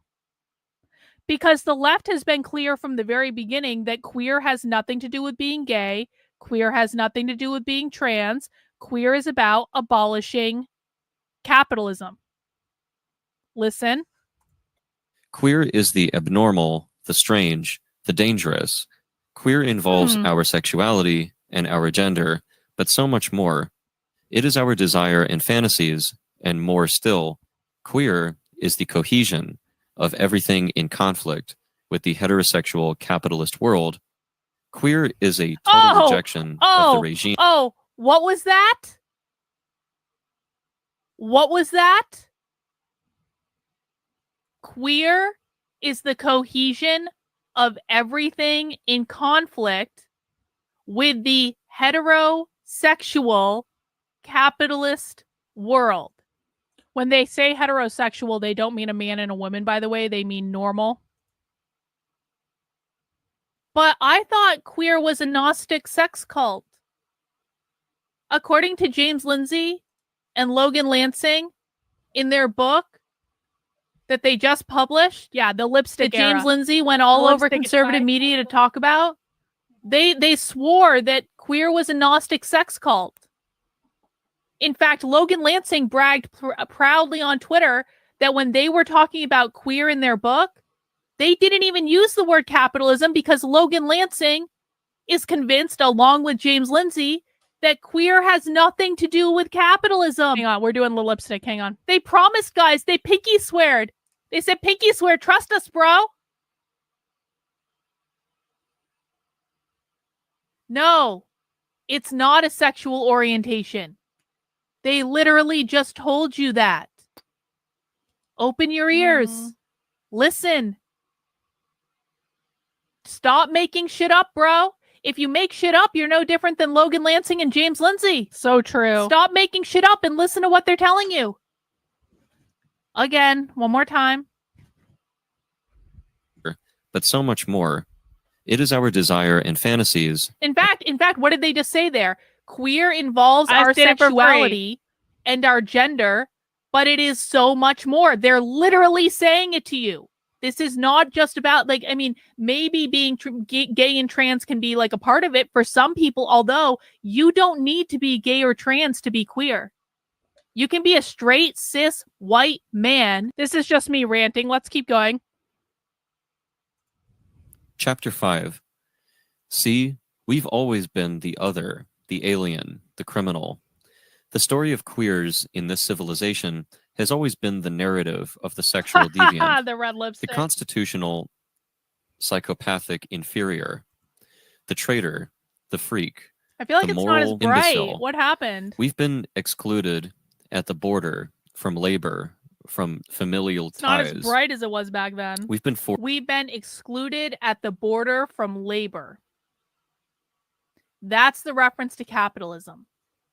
They're saying essentially the evil normative capitalist system is oppressing us because we're different. We're outside the bounds of what's considered normal. And so we are excluded from the border of labor. I am less pale. You're right. Forced into concentration camps, into sex slavery, into prisons. The normal, the straight, the American family has always constructed itself in opposition to the queer. Straight is not queer. The American family has always constructed itself. Look at this. The American family has always constructed itself in opposition to the queer. Anyway. Oh, here's the important piece. The history of organized queers was born out of this position. The most marginalized trans folk, people of color, sex workers, have always been the catalysts for riotous explosions of queer resistance. These explosions have been coupled with a radical analysis, I had to get my tits wholeheartedly out. asserting that the liberation for queer people is intrinsically tied to the annihilation of capitalism and the state. The liberation of queer people is intrinsically tied to the annihilation of capitalism and the state. I won't make you suffer through all this. You can go back and listen to the Towards the Queerest Insurrection stuff that I've done before, because we've read this document like 5 or 6 times. My point is, though, that queer has never been about being gay. Queer has never been about being trans. This document that we were listening to was written in 2008. It's been around a long time. Conservative influencers had every chance to find this. Conservative influencers had every chance to teach this to their audience. And instead, they made their audience believe that being queer was about being gay or trans, which it is not. Queer is a far left political ideology that is designed to annihilate capitalism. And they are very, very, very queer. When did queer Marxism start? Around 1964. Really started bubbling up in the 70s in New York City and San Francisco. Grew exponentially in the 80s. But it's been around for decades. Long ass time. I just don't get why they trust that when they hand the keys over to the state, whoever will be in, they want to abolish the state, bro. They want to abolish the state.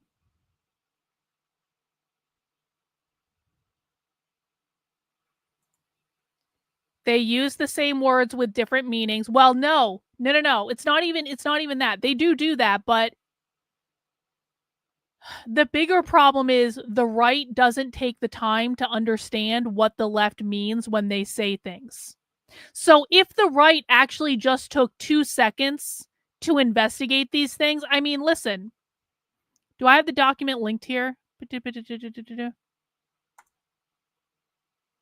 Oh, shit. Why didn't that work? Hang on. Towards the queerest insurrection. If the right just took 2 seconds to actually research things before they opened their mouths, they could have found this document. It says this document's from 2014, but it's actually not. This document is actually from 2008.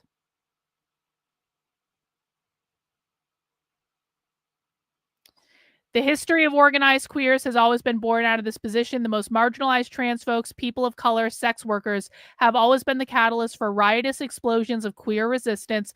These explosions have been coupled with a radical analysis, wholeheartedly asserting that the liberation for queer people is intrinsically tied to the annihilation of capitalism and the state. That means capitalism. It means the capitalist state. It is no wonder then that the first people to publicly speak of sexual liberation in this country were anarchists, and that those in the last century who struggled for queer liberation also simultaneously struggled against capitalism, racism, patriarchy, and empire. Had the right taken the time to listen to the left, they wouldn't have misinformed their audience for decades. But the right didn't listen. The right didn't bother to understand what they were talking about. And as a result of that, their audience has no fucking clue what's going on. And it's not their audience's fault because they're going to the people that they trust to tell them the truth. And those people are not doing their job. They're just offering up a narrative.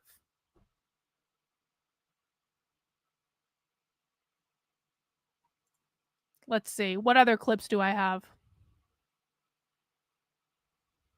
Oh, that's a funny one. We'll listen to that. We already listened to that. Oh, check this out. Oh, you guys are going to love this. Oh, you guys are going to love this. Oh, you can't see it. Hang on. Did you guys know? Has any of your conservative media reported that there is a literal trans school in New York City? Now, I was the first to break this story. I reported May 26, 2023, there is a groomer middle school exclusively for trans and non-binary kids. I reported this 2 fucking years ago. Well, nothing was ever done about it because conservatives never do anything, and now there's a video from the trans school. Let's watch.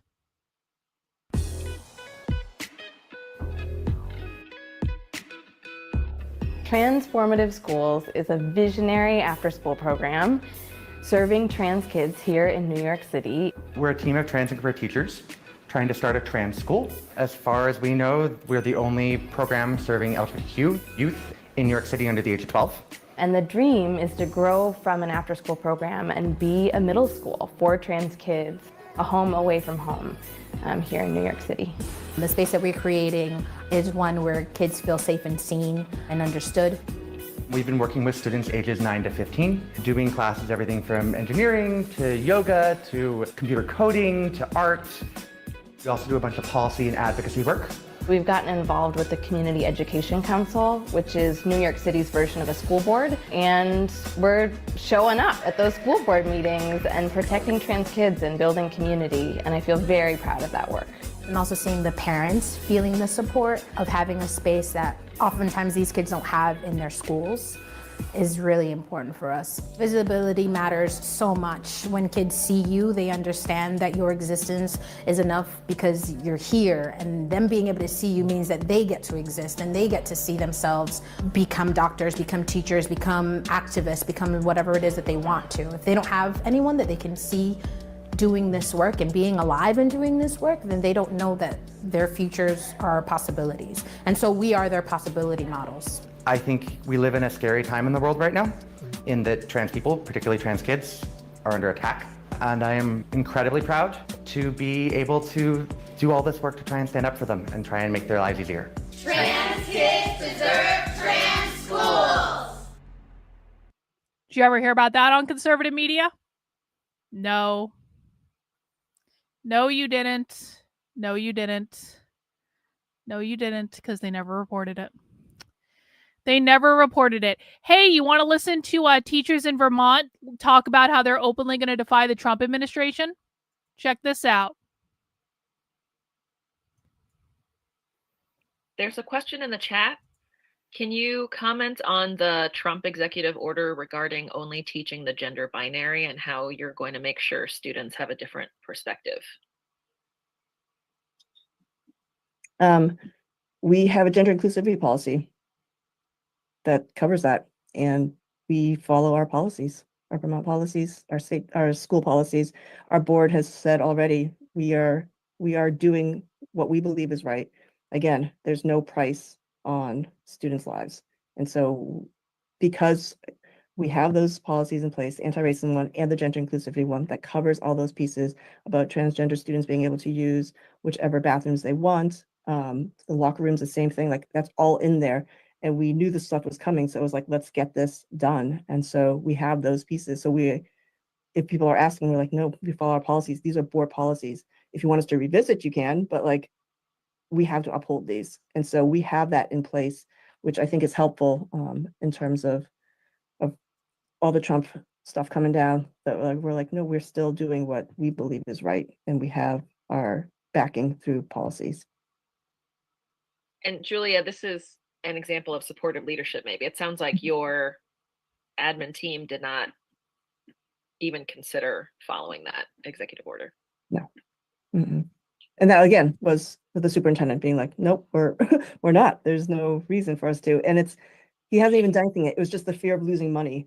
And it was like, it's just the fear of it. Like, why would we just bow to that? Like, there was no reason. And so we've taken that stand, and because it comes from the superintendent, even if the principals and the administrators are against that, it doesn't, like, they have to fall in line in some ways, right? Like, we've talked about it, we've talked to our lawyers about it, but it's still from the top is like, nope, the board and the superintendent are both saying very vocally, very publicly, we are continuing our DEI work, and we have so far.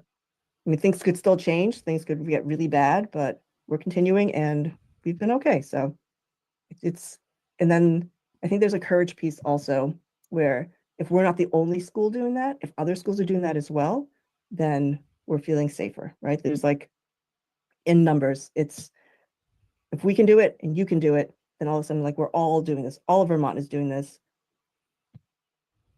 Who cares what Trump says? We're all committed to it together. Yeah, I don't want people to be confused about this, because a lot of people think, well, this is Vermont. Of course, they're communists. Have I ever covered anything socialist happening in Ohio? Oh, sure. Guys, this is not just in blue states. This is everywhere. If you give me any school district in Ohio right now, I can tell you how socialism is being taught there. Any school district. Name any school district in the country right now, and I will tell you how socialism is being taught there. Literally anyone. It's not that hard to find. It's really not. Let's see. What else? What else can I show you guys? Oh, here's another example of another socialist talking about overthrowing the government. Listen. To see. We have to prepare the revolution they fear. Building the organizations and movements with the capacity to strategize, to seize, and to transform the state and socialize production and distribution. This consequential moment calls on us to raise the ceiling of what is permissible. We answer that call when we reject safetyism, nonviolence, vulnerability, moralism, and identity deference as the default settings of our organizing. We need to acknowledge that business is over as usual, past security is gone, an armed struggle with all its risk and complexity is resistance, and resistance is justified. So we have to seek truth from facts. We have not built the power to stop any of this, but that's the task. We have to prepare the revolution they fear, building the organizations and movements with the capacity to strategize, to seize, and to transform the state and socialize production and distribution. I'm sorry, what? Hey, thanks, Suzanne. Appreciate you. We love Jody. Jody always gives us some great clips. Again, Jody? Bombing Syria and Lebanon and preparing to annex the West Bank, and of course, climate change. So we have to seek truth from facts. We have not built the power to stop any of this, but that's the task. We have to prepare the revolution they fear, building the organizations and movements with the capacity to strategize, to seize, and to... This is not about Trump. Trump is just the latest thing they're using. They are like this all the time.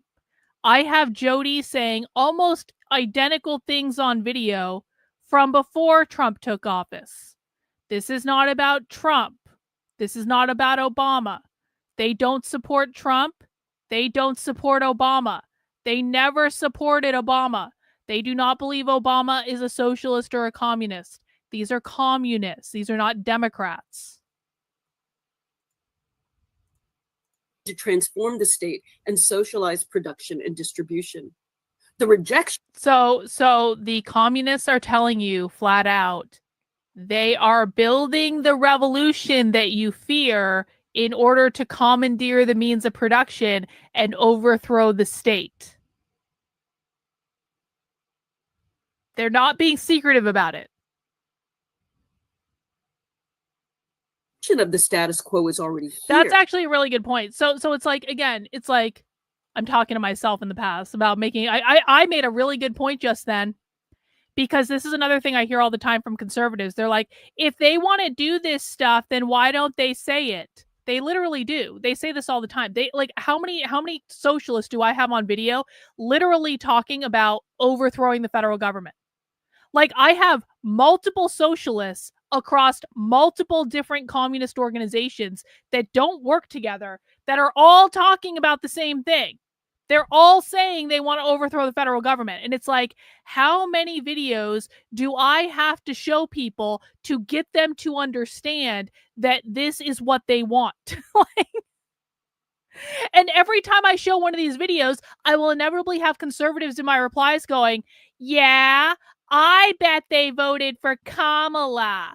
Who'd they vote for? They voted for Kamala, right? It's like, shut the fuck up. They did not vote for anyone. They don't believe in elections. They want to overthrow the government. The challenge is the direction that comes next. In the more immediate term, we can't fall for the liberal trick of defending a rotten, decaying system. And in addition, don't think that when they're talking about the revolution that they're falling for some liberal trick that's going to keep them within the decaying system of capitalism. These are not liberals. These are communists. In his new book, Perfect Victims, Muhammad El-Kurd writes that this consequential moment calls on us to raise the ceiling of what is permissible. We answer that call when we reject safetyism, nonviolence, vulnerability, moralism, and identity deference as the default settings of our organizing. I'm sorry, did you just say that you were going to reject nonviolence in your organizing of the revolution to overthrow the state? She did. Yeah, she did. Did I hear that correctly? Yup. Yeah. Reject safety, nonviolence, and other things in their organizing. Again, Jody, do you want to just tell us again how you're rejecting nonviolence in your revolution against the state? Consequential moment calls on us to raise the ceiling of what is permissible.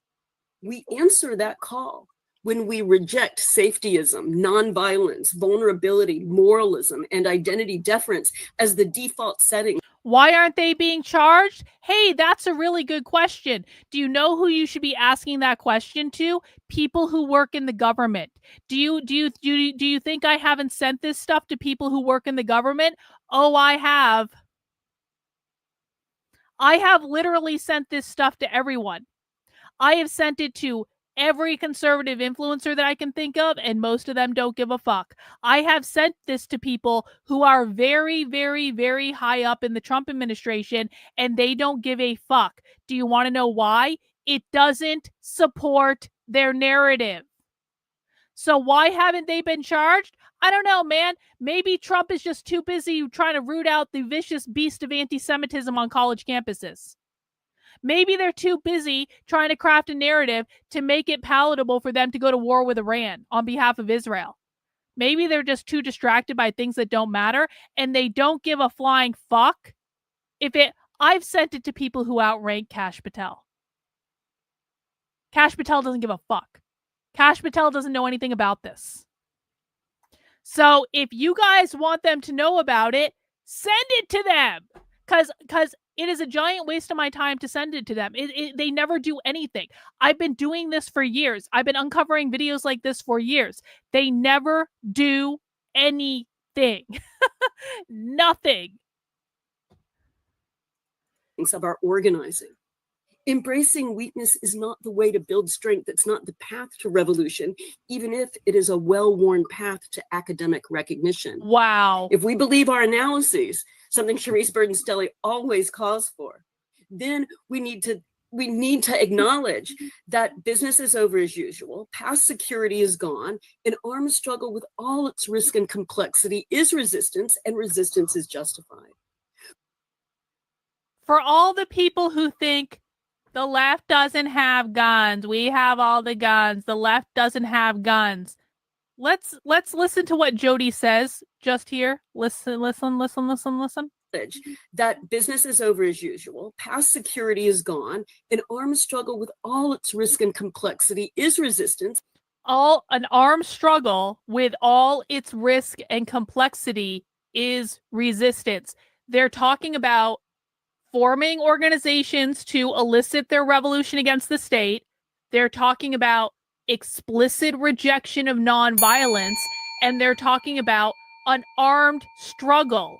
That bell shouldn't have been in there. That was my editing mistake. Again?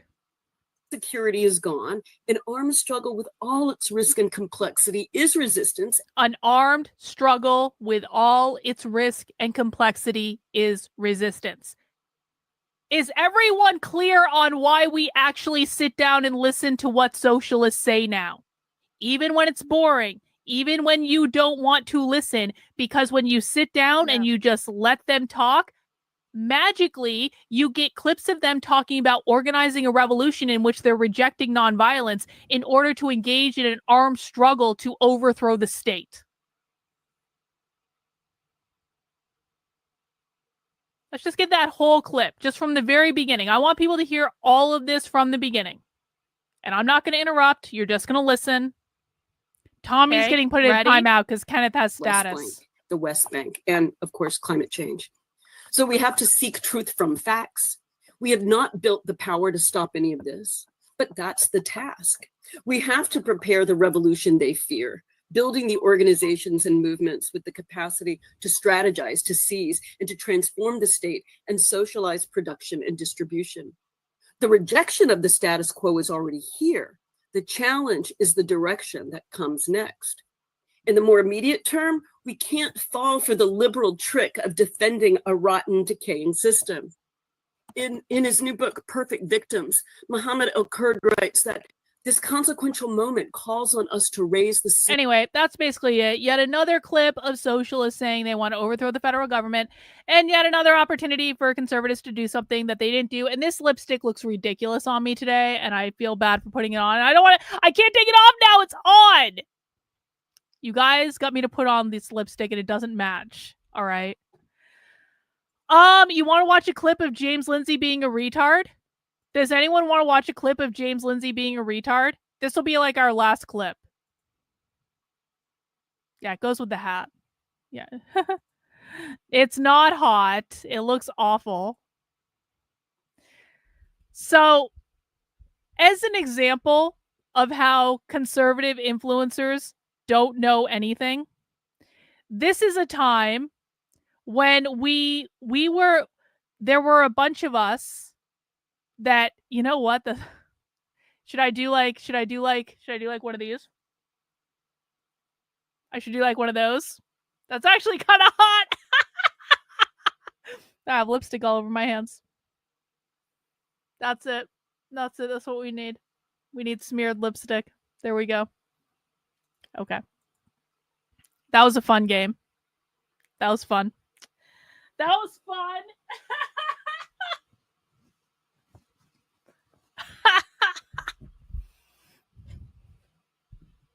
All right. So this was a time when we were innocently trolling James Lindsay when he was doing live videos all over the internet. So we were innocently trolling him, and James Lindsay had a live interview on a small YouTube channel. And so we decided to watch it live and ask James questions in the chat.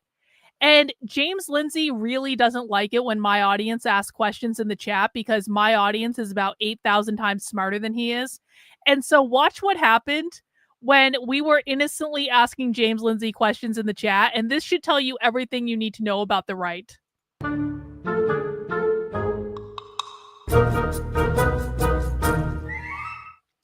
And we are going to watch the interview. Look at this, so meta. React to it live.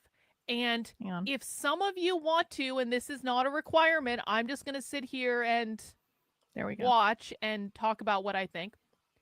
If some of you want to, you can go over into the chat and ask James questions. Now, I want to be very, very, very, very, very, very clear. I do not want any disruption. I do not want any shit posting. Oh, I have lipstick everywhere. I do not want any personal insults. I don't even want you to bring up the fact that James forced his wife to be in an open marriage so he could go around the country banging his groupies. I don't want any of that. When we ask questions in chats on other people's channel, we are polite, we are professional, we keep the high road, we make sure the questions that we're asking are always relevant to the content being discussed. No, I'm not being sarcastic. I'm actually not being sarcastic. We make sure the questions are always relevant, and we ask them once. We do not spam the chat. We do not break any of the rules because you want me to put my glasses? James is already trying to get my YouTube channel banned for committing the crime of watching him talk about things on the internet and saying things that he doesn't like. And so if James has the opportunity... Oh, that's true, by the way. For people who are new and don't know, James Lindsay has actively tried to get my YouTube channel banned because I have watched his content on the internet. And when he couldn't get my YouTube channel banned, he went around telling everyone that the reason he couldn't get my YouTube channel banned is that I'm a Fed.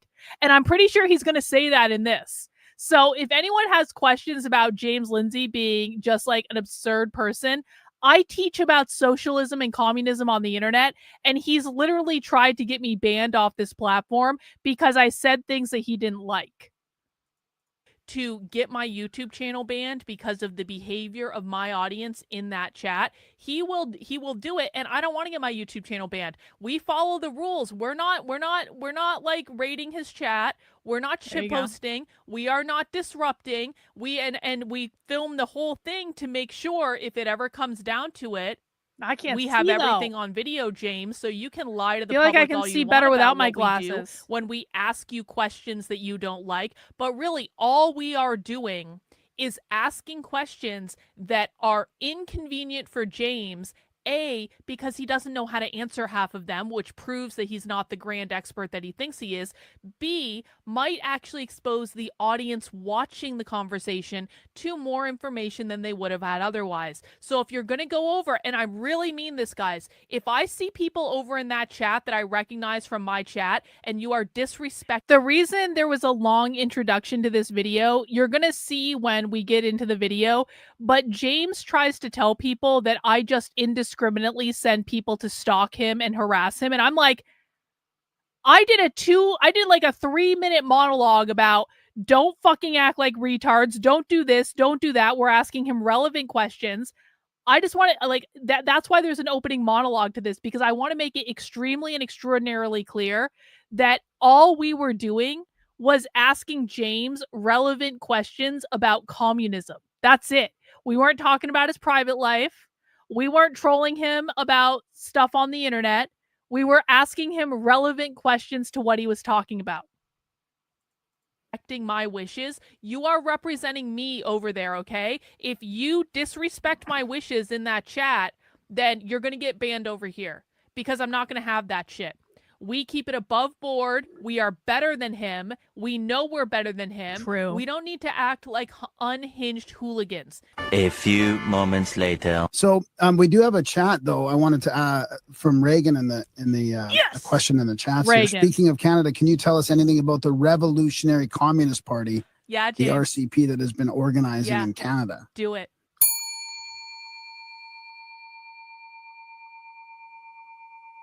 Yeah, I probably could. I know a little bit about the RevComs. I know Not a little the bit about how the RevComs. RevComs Wrong. Also here in the United Reagan, States. say the have worked with RevComs are not AOC, the for example. Revolutionary Communist she's Party. talking They're about two different recently? groups.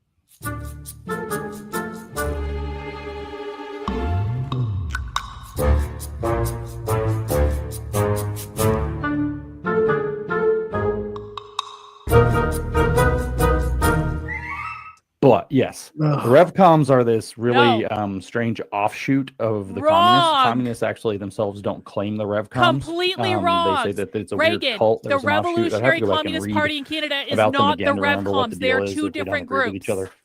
But I know who Reagan is, so we got to have a conversation. Reagan is one of my crazy stalkers, lieutenants. And so we got to talk about my crazy stalker, because this is what they do. Hi, James. So I have a crazy Make stalker. it all about me, James. Allegedly, she's 500 pounds shut in. I don't know.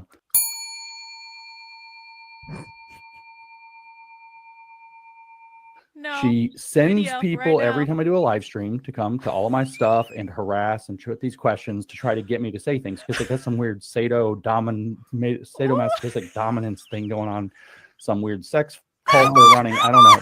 You should see the memes. It's like me being bondage dominated by this fat woman who's really ugly, and it's all like, say capitalism, James. They want me to do certain things, and then they celebrate when I answer their questions or when their questions make it on the air, and they try to disrupt the streams. So what I want to say about them is this problem has gotten big enough to where I talked to law enforcement about them. And law enforcement And they went told digging. James called the cop. My husband is questioning why I'm wearing lipstick. Victor, don't ask questions. My husband came up to get something from me. He's like, what the fuck is going on? So James literally called the cops on me because I was watching his content on the internet. Can we just go back and listen to that part again?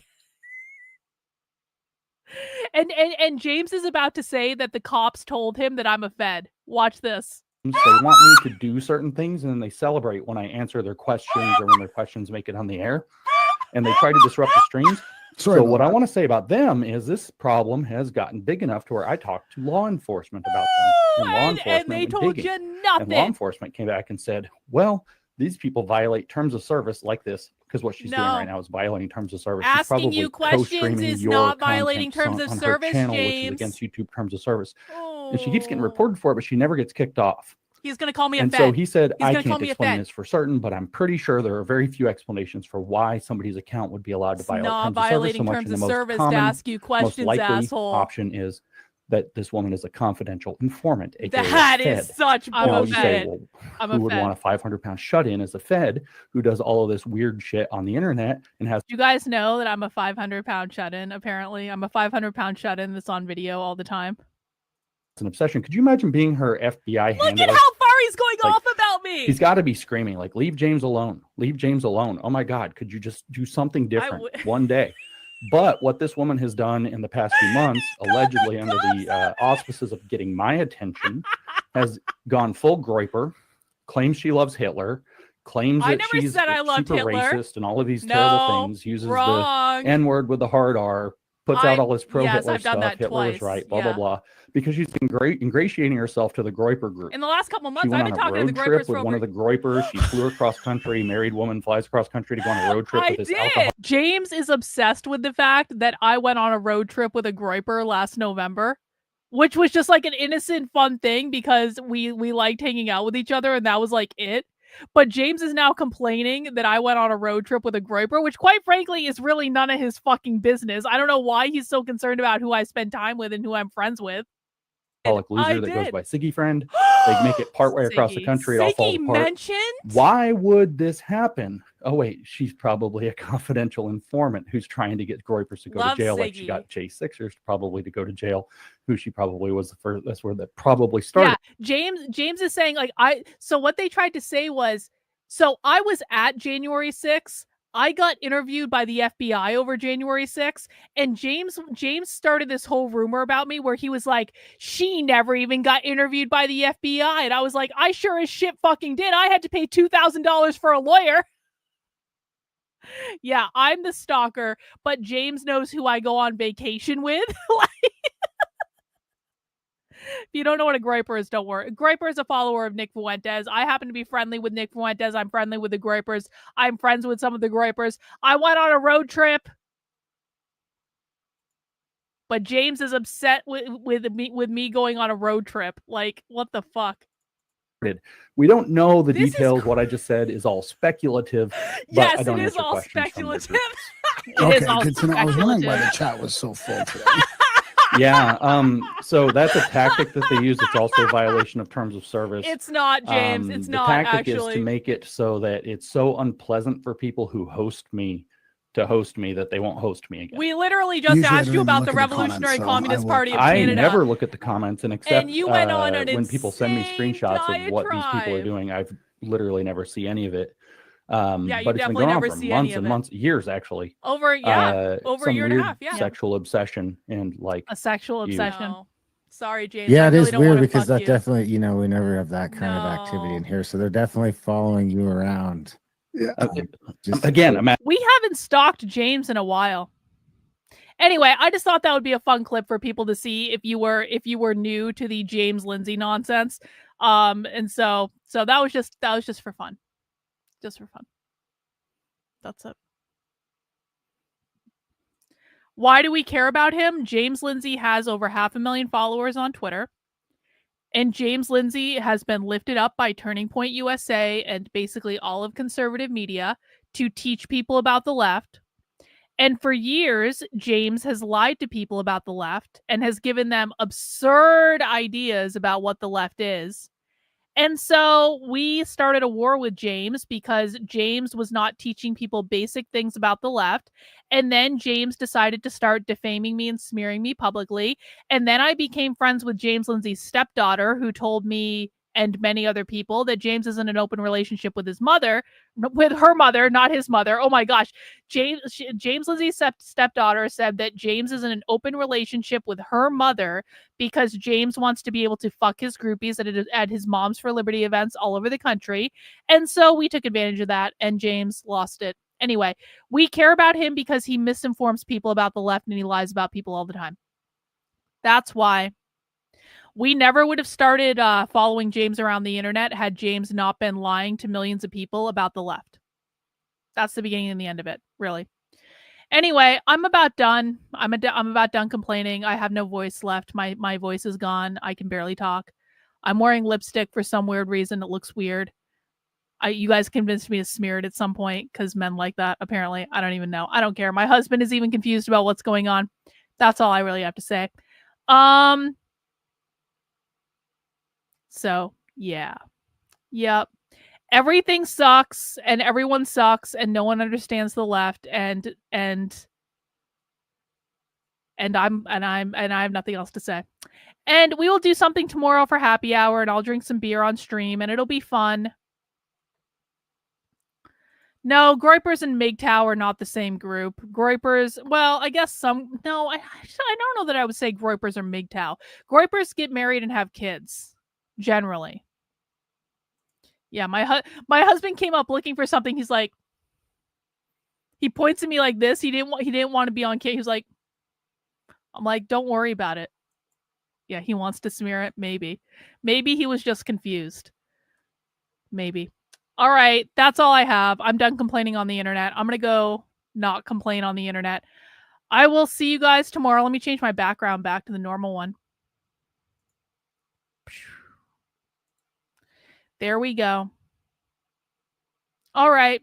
See you guys tomorrow.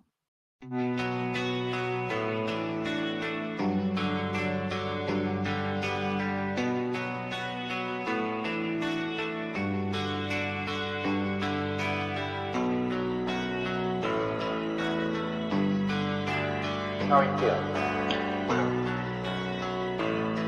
How long have you been here? 3 months, May 17th. And what brought you? That's difficult to answer.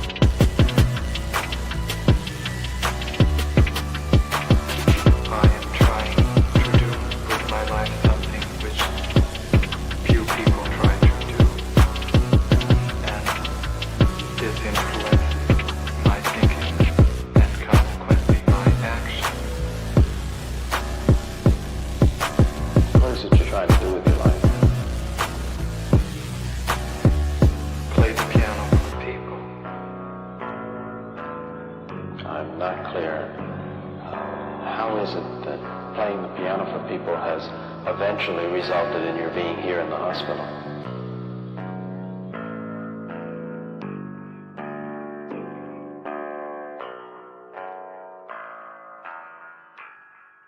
That's difficult to answer.